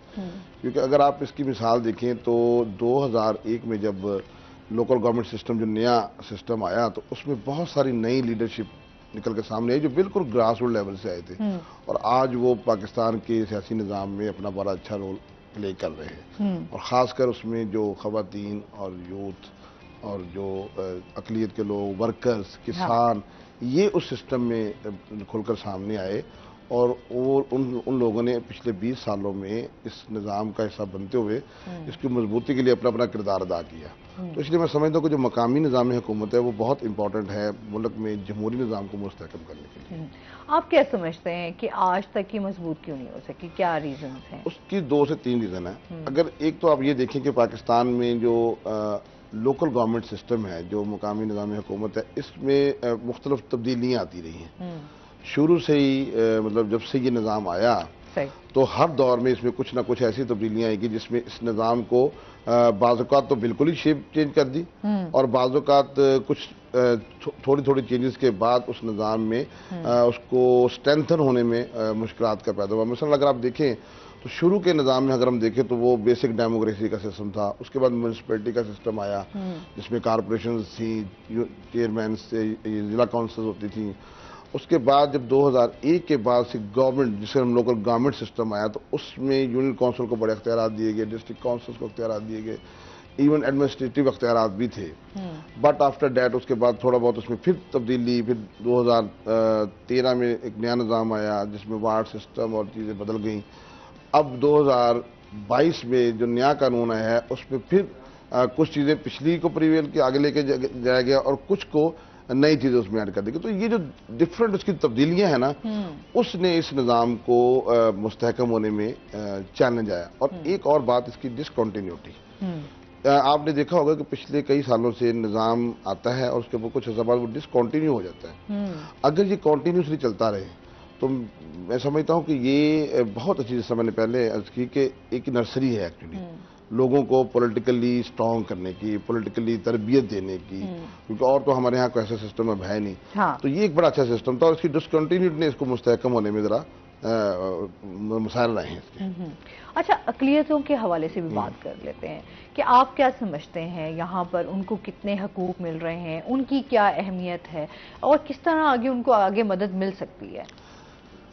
देखिए, हमारे मुल्क में अक़लियतों को हमेशा बहुत अच्छा फोकस किया गया। हमेशा कोशिश की गई कि इनके जो मसाइल हैं उनको हल किया जाए और इनके जो भी चैलेंजेस हैं उनको सपोर्टिव रोल के साथ गवर्नमेंट ने हमेशा कोशिश की कि इनको इनके मसाइल को हल किया जाए। और ख़ासकर आप देखें जब ये मकामी निज़ाम हुकूमत आया, इसमें अक़लियतों की बाकायदा नुमाइंदगी रखी गई, ना सिर्फ यूनियन काउंसिल लेवल पे, यूनियन, तहसील और डिस्ट्रिक्ट सतह तक, और तमाम जगह पे ग्रेजुअली इनकी नुमाइंदगी मौजूद थी। और उसने भी यहाँ हमारे यहाँ अक़लियती को जो मसाइल हैं उनको हल करने में मदद दी। क्योंकि जब बंदा डिसीजन मेकर होता है या वो किसी ऐसी जगह पे होता है जहाँ वो लोगों अपनी राय का इजहार कर सकता है, तो वो डेफिनेटली अपने मसाइल को हल कराने में बेहतर तरीके से काम कर सकता है। तो जब लोकल गवर्नमेंट सिस्टम आया तो उसमें बाकायदा इनकी जो कि नुमाइंदगी थी, यूनियन काउंसिल में भी, तहसील काउंसिल में भी और डिस्ट्रिक्ट काउंसिल में भी। और अभी जो रिसेंटली निज़ाम जो 2022 में कानून बना है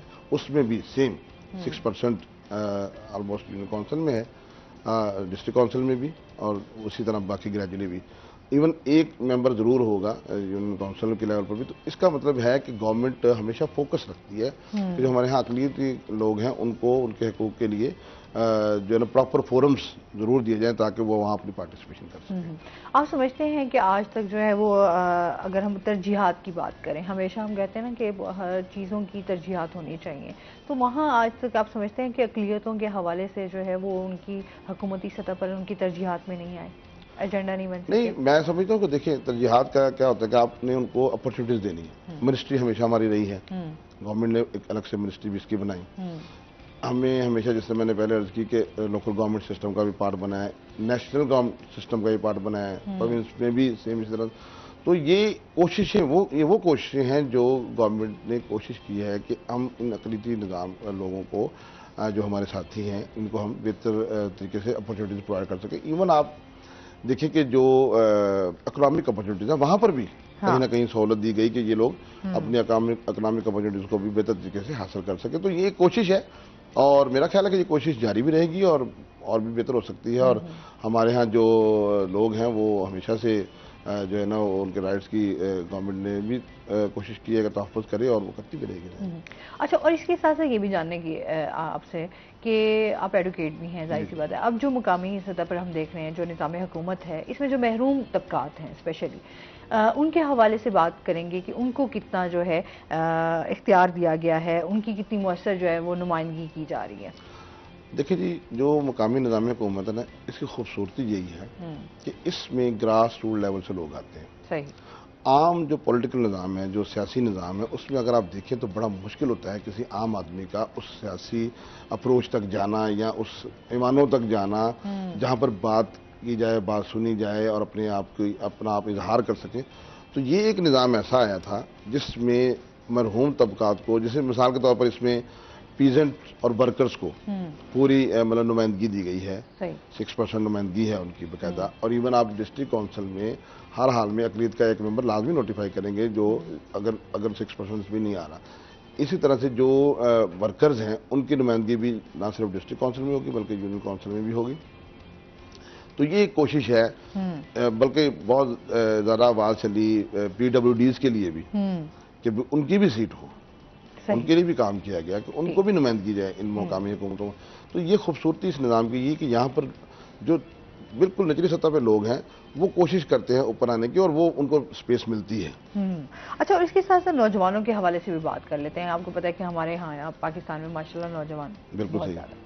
नौजवानों के हवाले से बात होगी कि सियासी और समाजी हवाले से उनकी जो है हम आहंगी का अमल जो है वो कैसे अमल में लाया जा सकता है। दो चीज़ें जी, एक तो ये कि जो नौजवान हैं उनको हम मौक़े फराहम करें मुख्तलिफ जो उनकी माशियत को बेहतर कर सकें, नंबर 1। क्योंकि आमतौर पर आपने देखा कि जो स्टूडेंट्स हैं या जो नौजवान तबका होता है वो फ्रस्ट्रेट होता है जब उसे कोई ऐसा काम नहीं मिलता जिससे वो पढ़ने के बाद या नौजवानी के दौर में अपने घर को, अपने लोगों को सपोर्ट कर सके, तो वो फ्रस्ट्रेशन का शिकार हो जाता है। इसी तरह से अगर हम मुख्तलिफ मौक़े फराहम करें, जिस तरह मैं मुख्तलिफ इदारों के साथ काम करता हूँ, तो हमने देखा है कि स्किल डेवलपमेंट का काम अब आ रहा है। हाँ। टेक्निकल ट्रेनिंग की तरफ बहुत ज़्यादा एडवांस हो रही है। हाँ।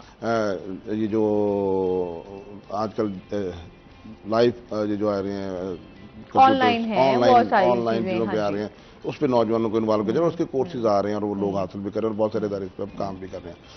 जहाँ तक लोकल गवर्नमेंट का सिस्टम है, तो लोकल गवर्नमेंट सिस्टम में जो यूथ को इन्वॉल्व किया गया, ये एक बहुत अच्छा इक़दाम था और उसको कंटिन्यू भी रखा गया है, ये उससे भी अच्छी बात है।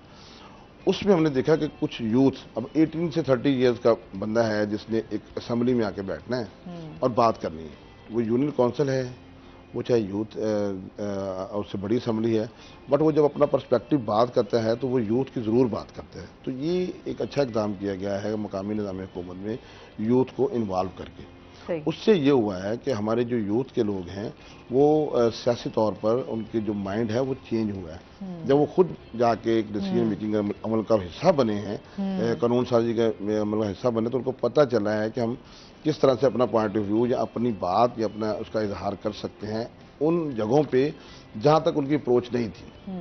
तो ये एक अच्छा इक़दाम है और हम समझते हैं कि नौजवानों में समाजी आमांगी पैदा करने के लिए ये ज़रूरी है कि हम उनके एक तो जो उनका ज़रिया मुआश है उसको मज़ीद मुस्तकम करें जितना हम कर सकते हैं, उनके लिए अपॉर्चुनिटीज़ क्रिएट की जाए। उनको ये ना हो कि मैं अब क्या करूँगा, मैंने पढ़ लिया है तो मैं क्या करूँगा, या इवन मैं अगर नहीं पढ़ा लिखा तो मेरे लिए कोई ऐसी अपॉर्चुनिटी नहीं है कि जहाँ पर मैं जाके बाइज़्ज़त रोज़गार कमा सकूँ। क्योंकि फ्रस्ट्रेशन वहीं से शिकार होती है जब आप मतलब माशी तौर पर गैर मुस्तहकम होते हैं। तो ये चीज़ें और इस तरह के मसाइल भी हम फेस भी तो कर रहे हैं, फेस कर रहे हैं ना, हम फेस भी कर रहे हैं ये चीज़ें। तो ये ज़रूरी है कि इस तरह के इक़दाम किए जाएँ। ज़्यादा से ज़्यादा गवर्नमेंट ने बहुत सारे किए, लोन स्कीम्स आई, यूथ लोन, इवन यूथ के प्रोग्राम्स भी आए, वो इसीलिए इसी तनाजुर में थे सारे, और अभी भी आने चाहिए इस तरह के प्रोग्राम, क्योंकि ये बड़े जरूरी हैं, बहुत जरूरी है। क्योंकि हम अब बात करें कि बेरोजगारी बढ़ रही है, बेरोजगारी बढ़ रही है। अच्छा, फिर मसाइल जिस तरह हम उलझे हुए हैं इस टाइम, हम मुल्क की सूरत हाल जिस टाइम चल रही है, फिर नौजवानों के लिए ये बड़े मसाइल हैं। अभी हम ये देखते हैं कि यहाँ से, मैं कल एक रिपोर्ट देख रही थी कि यहाँ से हमारे जो है 80 से 90% जो है वो नौजवान यहाँ से मूव कर रहे हैं। उसकी रीजन यही है ना, जब आपको अपॉर्चुनिटी नहीं मिलती तो आप फिर सोचते हैं। हाँ। अच्छा, आपने देखा होगा कि जो शहर में आप देखेंगे तो कई जगह पे, या आप मीडिया पे, सोशल मीडिया का दौर है, आपको इश्तिहारात आ रहे हैं कि जी फलां जगह अपॉर्चुनिटी है, फलां जगह है, फलां जगह है, फलां। अच्छा, वो फिर दिमाग में यूथ क्या आता है कि यार हम फिर वहीं मूव हो जाते हैं। हाँ। तो इससे बेहतर है कि हम जितनी भी अपॉर्चुनिटीज यूथ को अपने मुल्क में दे सकें वो दें, ताकि ये बड़ा जरूरी है, वो बहुत जरूरी है, हमारा टैलेंट हमारे पास रहे। एक तो वो मूव ना करें, दूसरा ये कि वो जब अपने मुल्क में रह के काम करेंगे तो यहाँ देखिए, अब जब आप कोई बंदा भी, जो मैं भी काम कर रहा हूँ ना, मैं सिर्फ अपने लिए नहीं कर रहा, मेरे साथ मेरा खानदान जुड़ा हुआ है, मेरे साथ मेरा माशरा जुड़ा हुआ है, मेरे साथ मेरा मुल्क जुड़ा हुआ है। मैं 1 रुपया भी कमाऊंगा तो वो मैं मुल्क की इकोनॉमी में उसको कंट्रीब्यूट कर रहा हूँ। तो इस कंट्रीब्यूशन में हम एक बहुत बड़ी यूथ को इन्वॉल्व कर सकते हैं, उनको इस तरह की मौके फराहम करके। अच्छा, आप क्या समझते हैं, नौजवान इस टाइम क्या ख्यालात रखते हैं? नौजवान बिल्कुल यही चाहता है कि मुझे देखो, वो पहले तो वो सोचता है कि उनके मसाइल भी हैं, चीजें भी हैं, आप किस तरह देखते हैं कि उनकी क्या क्या मसाइल हैं, क्या ज्यादा फेस कर रहे हैं? सबसे पहले तो नौजवान ये समझता है कि मेरा मुस्तकबिल है क्या, मुस्तकबिल के हवाले से, अपने मुस्तकबिल के हवाले से वो सोचता है कि मैंने जो मैं अगर मैं पढ़ रहा हूँ तो मैंने क्या करना है, या अब मैं अर्निंग की एज में आ गया तो मैंने करना क्या है। तो उनको सबसे पहले तो अपना फ्यूचर जो है ना, वो कैरियर काउंसलिंग, वो जो है ना, कैरियर पाथ नजर नहीं आता एक्चुअली। हमारे यहाँ जो कैरियर है ना, वो 2 तरह से डिजाइन कर दिया गया है शुरू से ही। आपने जी फलां बनना है, आपने फलां बनना है, और आप उसी तनाजर में अपने आप को ग्रो करना शुरू कर देते हैं बचपन से ही। स्टूडेंट्स जो यूनिवर्सिटी में पढ़ते हैं या जो कॉलेजों में पढ़ते हैं, वो शायद किसी एक फोकस प्रोफेशन को ध्यान में रख के तो उसके तरफ लग पड़ते हैं ना। अच्छा, फिर वहाँ से जब वो डी ट्रैक होते हैं, या जब यहाँ से जब उनको नहीं मिलती वो चीज़ जो वो चाह रहे होते हैं, तो फिर वो बस हौच पौच में इधर उधर चले जाते हैं। तो स्टूडेंट्स को इस वक्त कैरियर काउंसलिंग की बहुत ज़रूरत है कि स्टूडेंट्स, और ख़ासकर जो यूथ हमारी यूनिवर्सिटियों में, कॉलेजों में, स्किल डेवलपमेंट प्रोग्राम में इवन, उनको कैरियर काउंसलिंग के जरिए बताया जाए कि आपका असल में कैरियर पाथ ये है और आपने ये कर सकते हैं। उनको उनका विजन बिल्कुल क्लियर कराया। एक्चुअली हमारे यहाँ यूथ को विजन क्लियर नहीं होता। आप अभी भी किसी बच्चे से पूछने कि आप क्या करेंगे, वो कहेगा अभी तो यूनिवर्सिटी पढ़ रहा हूँ, फिर देखता हूँ क्या करना है। तो वो क्लियर नहीं है। वो बाद में आता है ना कि अच्छा प्लानिंग कर रहे हैं, देखिए बाद में देखते हैं, जब डिग्री हाथ में आ जाएगी तो फिर देख लेंगे। फिर जी फलां जगह दाखिला ना, तो अच्छा फलां जगह कर लो। यानी कि वो क्लियर नहीं है कि मैंने करना क्या है। तो ये यूथ को कैरियर काउंसलिंग, कैरियर पाथ, ये बहुत क्लियर होना चाहिए कि मैंने ये करना। और दुनिया में ऐसा होता है कई जगहों पे, और यूथ को एक सर्टन एज के ऊपर उसका कैरियर डिटरमिन कर हो जाता है कि मैंने क्या करना है। यहाँ ऐसा थोड़ा मुश्किल है अभी, और ये जरूरी है, और इस पर कुछ काम शुरू हुआ है, कुछ इदारों ने काम शुरू किया है इसके ऊपर, और वो कर भी रहे हैं। तो इसलिए मेरा ख्याल है कि इस तरह के जो इदारे जो इस पर काम कर रहे हैं, वो इस काम को बढ़ाना चाहिए। और इवन गवर्नमेंट स्तर के ऊपर भी इंटर्नशिप प्रोग्राम्स आए हैं, कई चीज़ें हैं, वो इसीलिए होते हैं कि यूथ थोड़ा सा उनको आगे लेके जाया जाए। तो यूथ को इस वक्त जो नीड है वो उनके कैरियर की है, कि हमें कैरियर बहुत क्लियर हो। अच्छा, वो फिर सर साथ ही खवातीन के हवाले से भी बात कर लेते हैं। इस टाइम में जो मकामी निज़ामी हुकूमत है, वो खवातीन के हवाले से क्या काम कर रहे हैं? उनके जो मकामी सतह पर मसाइल हैं, उनको कैसे हल किया जा सकता है? जो मकामी निज़ाम हुकूमत है ना, ये वो निज़ाम है जिसने ख़वातीन को पॉलिटिकली स्ट्रॉन्ग किया, नंबर 1। जब खासकर जब आफ्टर 2000 लोकल गवर्नमेंट सिस्टम आया, तो इसमें ख़वातीन की एक अच्छी नुमाइंदगी थी, मतलब 30% नुमाइंदगी थी, और जिसमें बहुत सारी ख़वातीन इस पॉलिटिकल प्रोसेस का हिस्सा बनी। और इस पॉलिटिकल प्रोसेस में उन्होंने अपने आप को डेवलप किया कि हम किस तरह से ख़वातीन के लिए काम कर सकते हैं ना। सही। अच्छा, उसका पर्पस भी यही था कि ख़वातीन आए और वो इस प्रोसेस का हिस्सा बने और अब वेमेन्स के लिए काम करें। अब भी जो गवर्नमेंट सिस्टम, अब उसके बाद जितने भी सिस्टम्स चाहे वो जैसे भी चेंज हुए, ख़वातीन की नुमाइंदगी रही, कम और ज़्यादा होती रही। मतलब अभी देखें तो जो currently local government act approve हुआ है, उसमें भी 3 सीट्स हैं हर यूनियन काउंसिल में, बट उसकी जो कि वो डिसकॉन्टीन्यूटी एक अदर अमल है, बट वो 3 सीट्स अभी भी हैं। और जो डिस्ट्रिक्ट काउंसिल है वहाँ पर भी टोटल यूनियन काउंसिल का जो 30% है वो खवातीन को ज़रूर मतलब दिया जाएगा, 33%। तो अब मकामी निज़ाम हुकूमत खवातीन को मुस्तहकम करने में अपना एक रोल प्ले कर रहा है।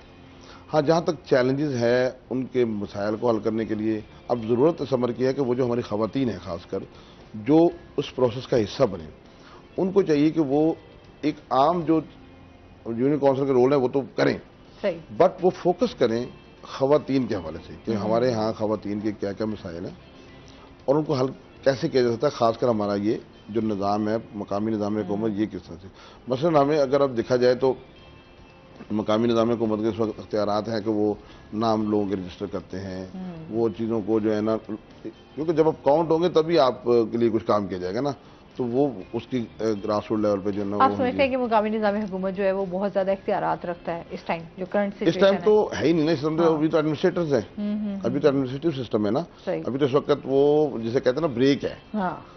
मकामी निज़ाम हुकूमत इस वक्त उतने अख्तियारात नहीं जितने इसके पहले थे, क्योंकि उस वक्त गवर्नमेंट का सिस्टम था और मतलब उसमें लोगों को अख्तियारात भी थे। अब उनके पास ज़्यादातर म्यूनसिपैलिटीज़ की चीज़ें हैं और कुछ नए निज़ाम में एजुकेशन और हेल्थ की हद तक कुछ चीज़ें डालनी है इसमें अपना, ठीक है। मगर जो आप कहें कि खवातीन के सारे मसाइल को हल करने के लिए शायद मकामी हुकूमतों के पास उस तरह के अख्तियारात अभी नहीं है। होने चाहिए। और अच्छा फिर हम ये भी ना समझें कि सिर्फ जो इलेक्टेड सिस्टम है वो आएगा तो हम खवातीन के मसाइल हल करेंगे।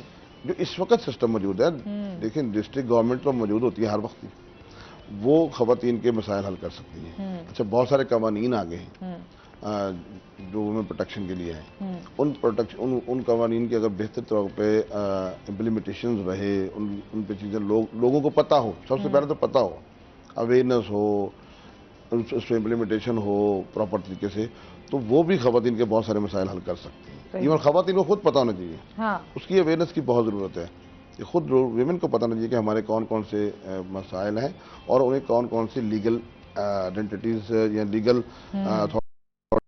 जो है ना उनको हासिल है ना, तो वो भी जरूरी है। अच्छा, और इसके साथ साथ मुकामी निज़ाम में आप क्या समझते हैं, कौन से ऐसे बुनियादी मसाइल हैं जो आम लोगों को बेहतर जिंदगी फराहम कर सकते हैं? देखिए, मैंने जैसे पहले मुकामी निज़ाम को इसका जो तरीका है ना, ये मतलब इसके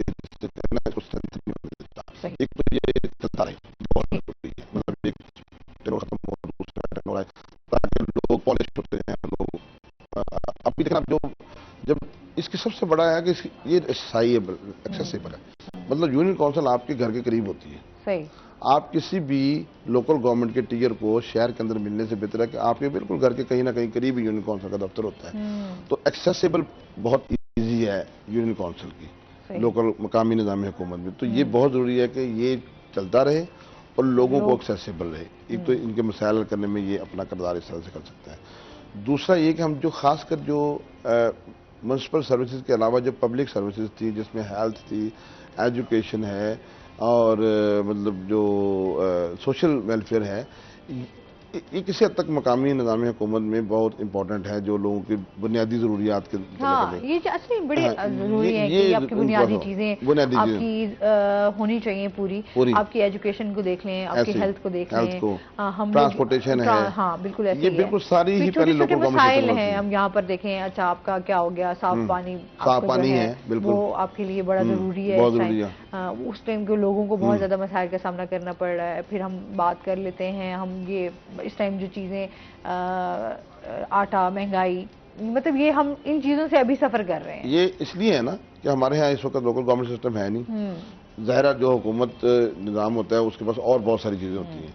अगर ये सारी चीज़ें मकामी हुकूमत मौजूद हो और मकामी हुकूमत इसको देख रही हो, और ख़ासकर यूनियन काउंसिल सतह पर आप डेवोलेट करें ना चीज़ों को, जब डेवोलेशन होती है इसका पर्पज़ भी यही था कि चीज़ें नीचे तक आती हैं, नीचे तक अख्तियारात होते हैं और वही उनको देख रहे होते हैं चीज़ों को। जो भी हम बात करें ना निज़ाम हुकूमत की, तो उसमें एक आम जो बंदा है वो हमेशा रिलीफ मांगना चाह रहा था कि जिसकी बुनियादी ज़रूरियात है उसको पूरा किया जा सके और एक आसान ज़िंदगी जो है गुजार सके।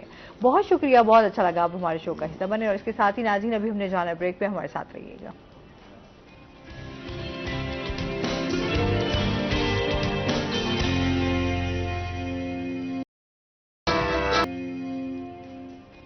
वेलकम बैक नाजरीन, रोहिया 10 में आपको खुश आमदीद कहते हैं। ब्रेक के बाद हमारे साथ जो गेस्ट मौजूद हैं, आज हमारे साथ हैं जी सना राव, जो कि ब्यूटिशियन है। अस्सलाम वालेकुम। वालेकुम सलाम। कैसी हैं आप सना? ठीक-ठाक, अल्लाह का शुक्र। अच्छा जी, आज हम बात करने जा रहे हैं, ये तो एक यूँ समझ लें, ये जो हमारा सेगमेंट है ना, ये ख़वातीन के लिए बड़ा इंटरेस्टिंग है, क्योंकि आपको पता है हर ख़वातीन की ये ज़रूरत भी है कि वो खूबसूरत दिखना चाहती हैं, और हक भी है मेरा ख्याल से। तो आज हम इसमें बात करेंगे कि किस तरह हम अपनी स्किन का ख्याल रख सकते हैं, अपने हेयर का ख्याल रख सकते हैं, क्योंकि ये मेजर चीज़ें हैं जो मैं समझती हूँ आपकी शख्सियत में हमेशा निखार भी लाती हैं। तो इसके लिए आपको बहुत ज़्यादा ख्याल भी रखना पड़ता है। मेकअप के हवाले से भी बात होगी, स्किन से रिलेटेड भी होगी। अभी जैसे मौसम चेंज हो रहा है, तो मौसम चेंज होते ही आपको अपनी स्किन के हवाले से बहुत ज़्यादा केयर करनी पड़ती है। अभी गर्मियाँ हैं, तो गर्मी में आपको पता है कि स्किन जो है वो भी आपकी चेंज होती है, और उसके साथ साथ शादी के हवाले से भी बात करेंगे कि शादियों का सीज़न है जनाब, किस तरह का मेकअप होना चाहिए, आजकल ट्रेंडिंग में क्या चल रहा है। सना, सबसे पहले तो ये जान लेते हैं ना कि इस टाइम जो मौसम चेंज हो रहा है, इस मौसम में अपनी स्किन का हम कैसे ख्याल रख सकते हैं?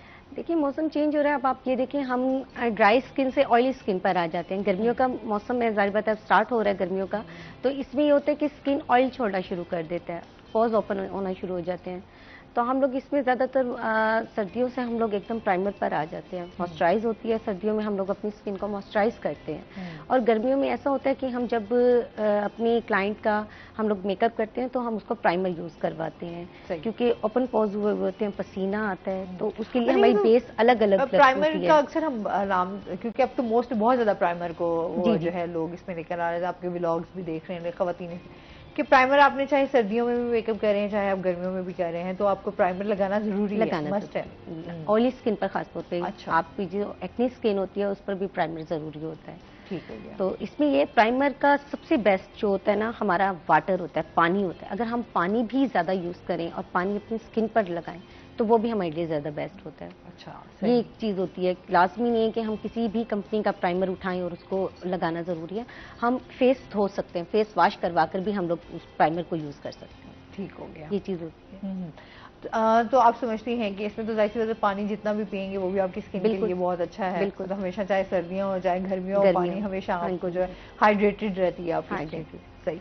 अच्छा, इसके साथ साथ हेयर के हवाले से भी थोड़ी सी बात कर लेते हैं। अभी मौसम चेंज होता है तो आपके बाल जो है वो बिगड़ना स्टार्ट हो जाते हैं। क्या शायद वो मौसम की वजह से होता है, या आपकी डाइट की वजह से, या आप अपनी केयर नहीं कर रहे थे, मुख्तलिफ शैम्पूज इस्तेमाल कर रहे होते हैं? फिर हम जैसे हेयर डाई की तरफ भी जाएं तो मुख्तलिफ आपके ट्रीटमेंट्स भी चल रहे होते हैं। क्या कहना चाहेंगे इस बारे में? इसमें सबसे पहले तो आपकी डाइट अच्छी होनी चाहिए, ठीक है। और दूसरा ये होता है कि गर्मियों में जो होती है ना, इतनी ज्यादा ऑयली स्किन नहीं हो रही होती हमारी जो सर्दियों में स्किन वो ड्राइनेस पे जा रही होती है, खुश्की होती है बहुत ज्यादा, जिससे बाल टूटना शुरू हो जाता है। और अक्सर जो केमिकल किया हुआ होता है जिस हेयर्स पर, तो वो ज्यादा रफ हो जाते हैं बाल। हाँ। गर्मियों में हमें ज्यादातर इस चीज की मुश्किलात का सामना नहीं करना होता।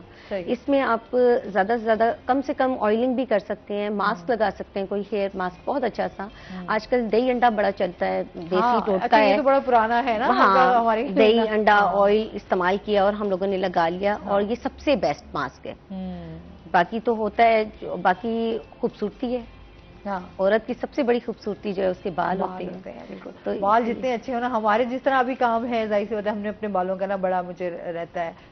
बाल डेली में हमजा को कह रही होती हूँ यार मेरे बालों को कुछ ना करो, लेकिन फिर भी बाल आपके जाहिर सी बात है स्टाइलिंग जरूरी होती है, और उसके लिए आपको बालों की आयरन किए हुए होते हैं बाल हमने, तो फिर आयरन करते हैं तो उसके लिए हमें फिर कंडीशनर्स वगैरह या सीरम वगैरह कोई ना कोई चीज ऐसी यूज करनी होती है, ताकि केयर रहे, हमारी जो हेयर्स की है उसकी केयर रहती है। इस तरीके से ये होम केयर जरूरी होती है। ऑयलिंग आप क्या समझती हैं, बालों को कितनी जरूरत होती है ऑयलिंग? आप वीक में 2 डेज तो लाजमी हो, और नहाने से जो है, वॉश करने से 2-3 घंटे पहले अगर आप ऑयलिंग कर लें और अच्छी तरीके से रूट्स में हो जाए तो वो बेस्ट होती है। अच्छा, हफ्ते में आप यह कर सकते हैं, या आप डेली जब भी आप शावर लेते हैं तो आप डेली तो शावर नहीं होता, डेली शैम्पू भी नहीं कर सकते हेयर्स को। तकरीबन हफ्ते में 2 बार जो है आप शैम्पू करें और 2 बार आप हेयर मास्क यूज करें। सही। तो इससे ये चीज़ है कि बाल आपके बहुत अच्छे रहते हैं, कवर रहते हैं। तो आजकल जैसे आजकल तो जैसे जिद्दत आ रही है, आप समझ रही हैं कि बालों के हवाले से भी अगर हम बात करें तो नए नए ट्रीटमेंट्स आ रहे हैं, नए पॉलर्स के हवाले से अगर हम बात करें तो क्या कहना चाहेंगे, कौन कौन से ट्रीटमेंट हैं, कैसे ट्रीटमेंट किया जा सकता है बालों का? अगर बाल ख़राब हो जाएं, रफ लुक हो, फिर आपके 2 शाखा बाल जो हैं वो बहुत ज़्यादा होते हैं, बाल टूट रहे होते हैं, उनके हवाले से भी बताइए, या क्या ट्रीटमेंट है? आजकल हम करते हैं केराटीन करते हैं। केराटीन मीन्स होती है प्रोटीन देना हेयर्स को ना, तो प्रोटीन दी जाती है।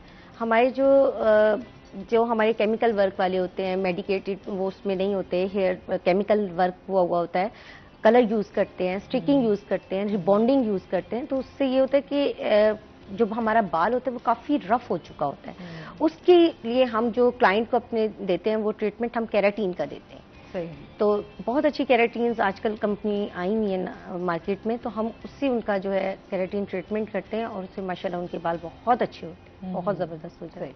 अच्छा, क्योंकि रिबॉन्डिंग से तो आपके बाल बड़ा डैमेज होता है, मैं जी, आपका उसमें बाल होम जो है केयर वो बड़ा जरूरी डेड हो जाता है, नहीं? हाँ, होम केयर ज़रूरी होती है उसमें। आपने प्रॉपर तरीके से होम केयर यूज़ करनी है, हेयर मास्क यूज़ करना है, आपने केराटीन शैम्पू यूज़ करना है, आपने कंडीशनर यूज़ करना है, तो ये प्रॉपर तरीके से यूज़ हो तो ये 3-4 चीज़ें जो है, तो ये इससे फिर आपका जो है हेयर्स वो स्ट्रेट भी रहेगा और आपका वो प्रोटेक्ट भी करता है। सही।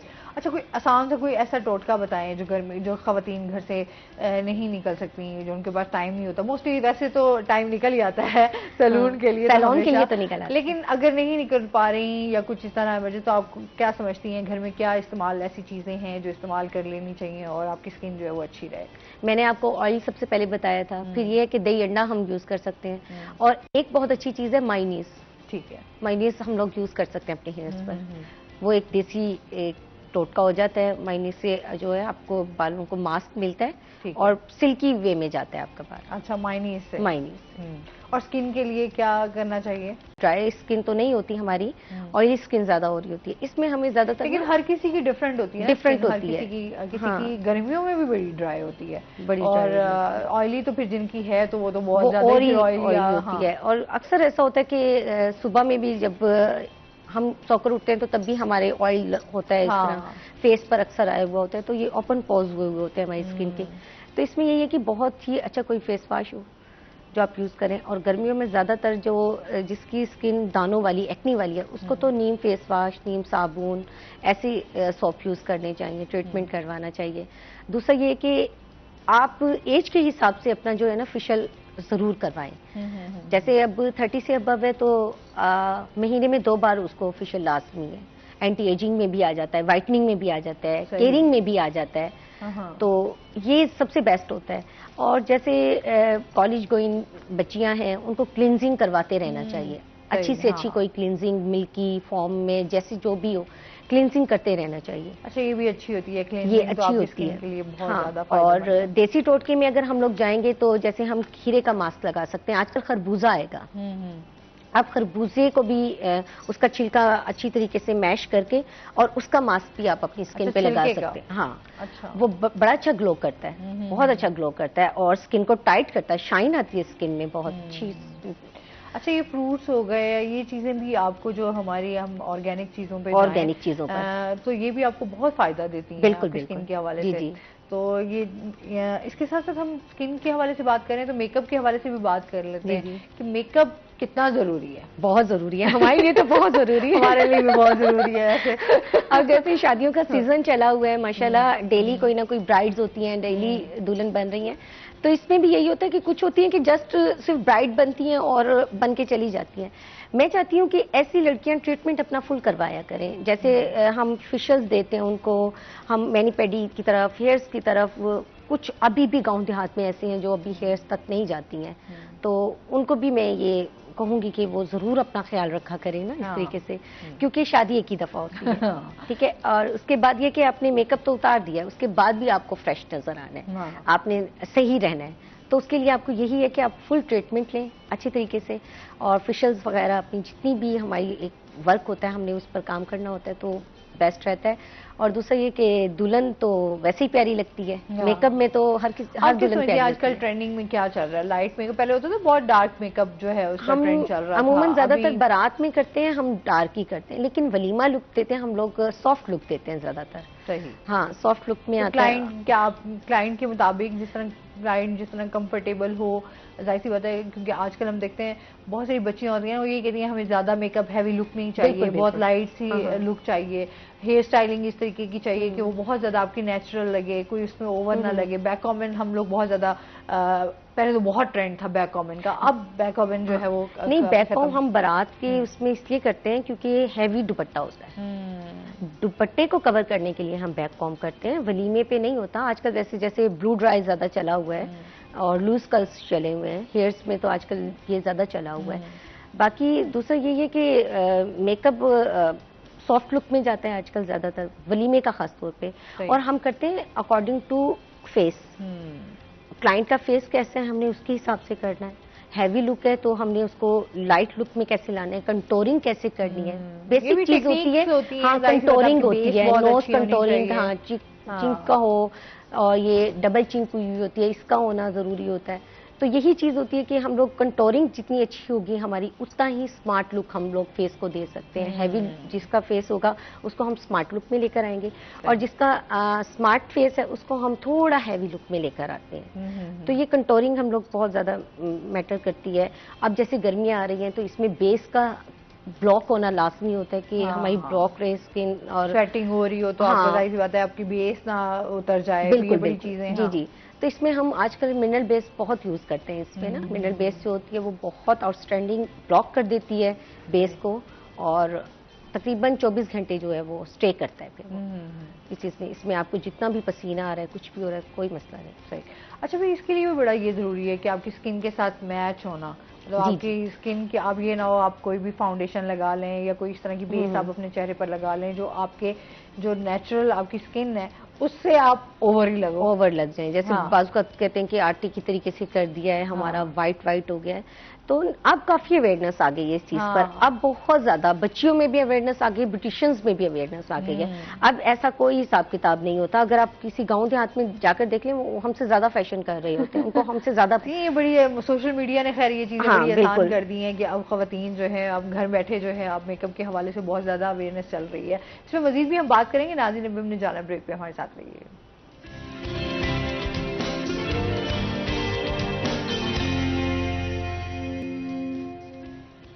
वेलकम बैक नाज़रीन, रोही एटन में आपको खुश आमदीद कहते हैं। अच्छा जी, बात हो रही थी हमारी स्किन के हवाले से, हेयर के हवाले से, मेकअप के हवाले से।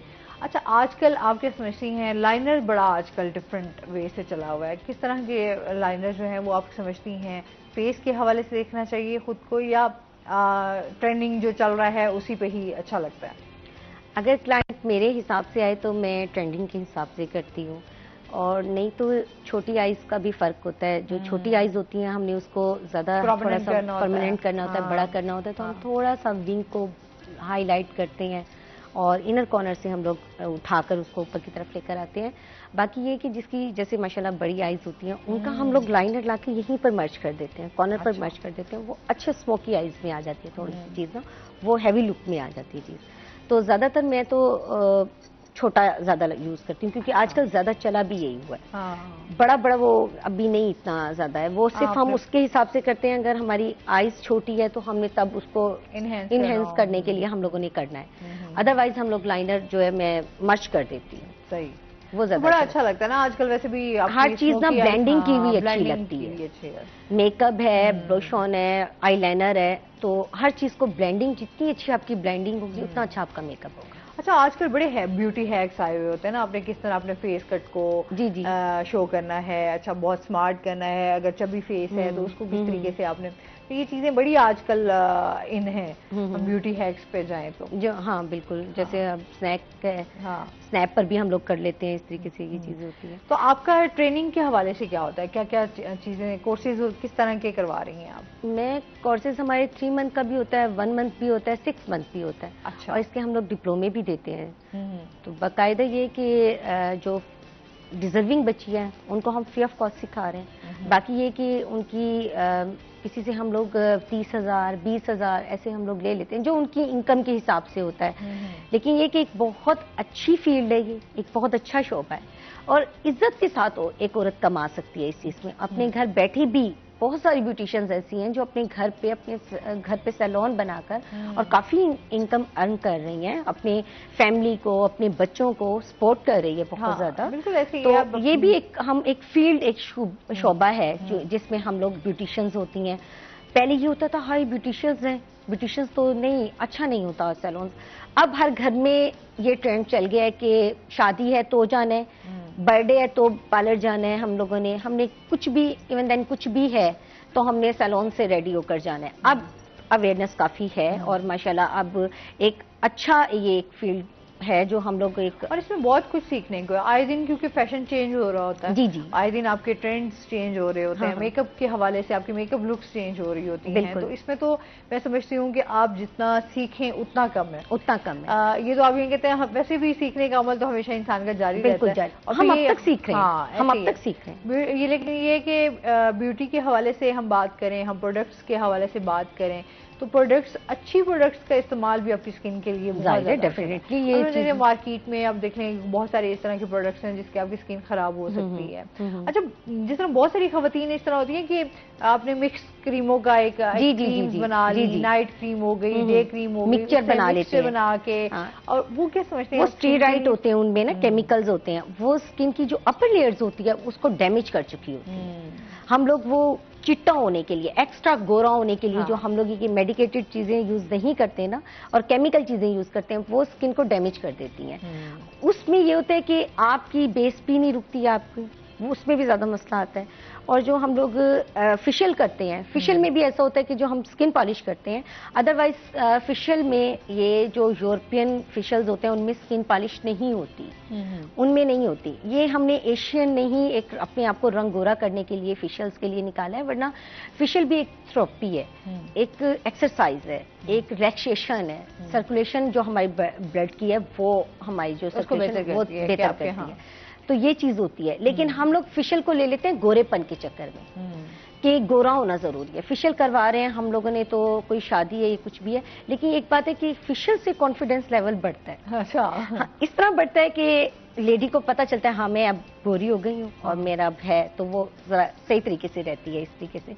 तो यही चीज है कि पानी सबसे ज्यादा जरूरी होती है स्किन के लिए। आप बेहतर से बेहतर स्किन करने के लिए जितना ज्यादा पानी पिएंगे उतनी अच्छी आपकी स्किन होती है। ये तो है, नेचुरल चीजें तो आपको बहुत ज्यादा आपको फायदा देती हैं।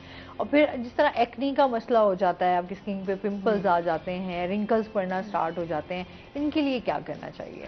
रिंकल आ जाते हैं तो वो एंटी एजिंग फेशियल्स होते हैं हमारे पास, हमें वो ज़रूर लेने चाहिए। और तकरीबन मैं आपको बताती हूँ कि 35 के बाद तो आप ये देखें कि 15 दिन के बाद आपको एंटी एजिंग फेशियल लाजमी करवाना है। आजकल जैसे हाइड्रा चला हुआ है, हाइड्रा है, और जैसे एक्नी की स्किन होती है उसके दाने बने हुए होते हैं, उसके गड़े होते हैं, तो उसको पील करने के लिए भी हमारे पास है। बीबी ग्लो है आजकल, तो ये काफ़ी ट्रेंडिंग में ये चीज़ें चली हुई हैं आजकल। हाइड्रा बहुत अच्छा चला हुआ है, तो ये चीज़ हाइड्रा फेशियल तो बहुत ज़्यादा आपको मेरे ख्याल में स्किन को बड़ा नीट एंड क्लीन करता है। और इसकी स्टिंग्स होती हैं 15 दिन की, 20 दिन की, फिर हम इस तरह सिटिंग के हिसाब से हम उनको बुलाते हैं।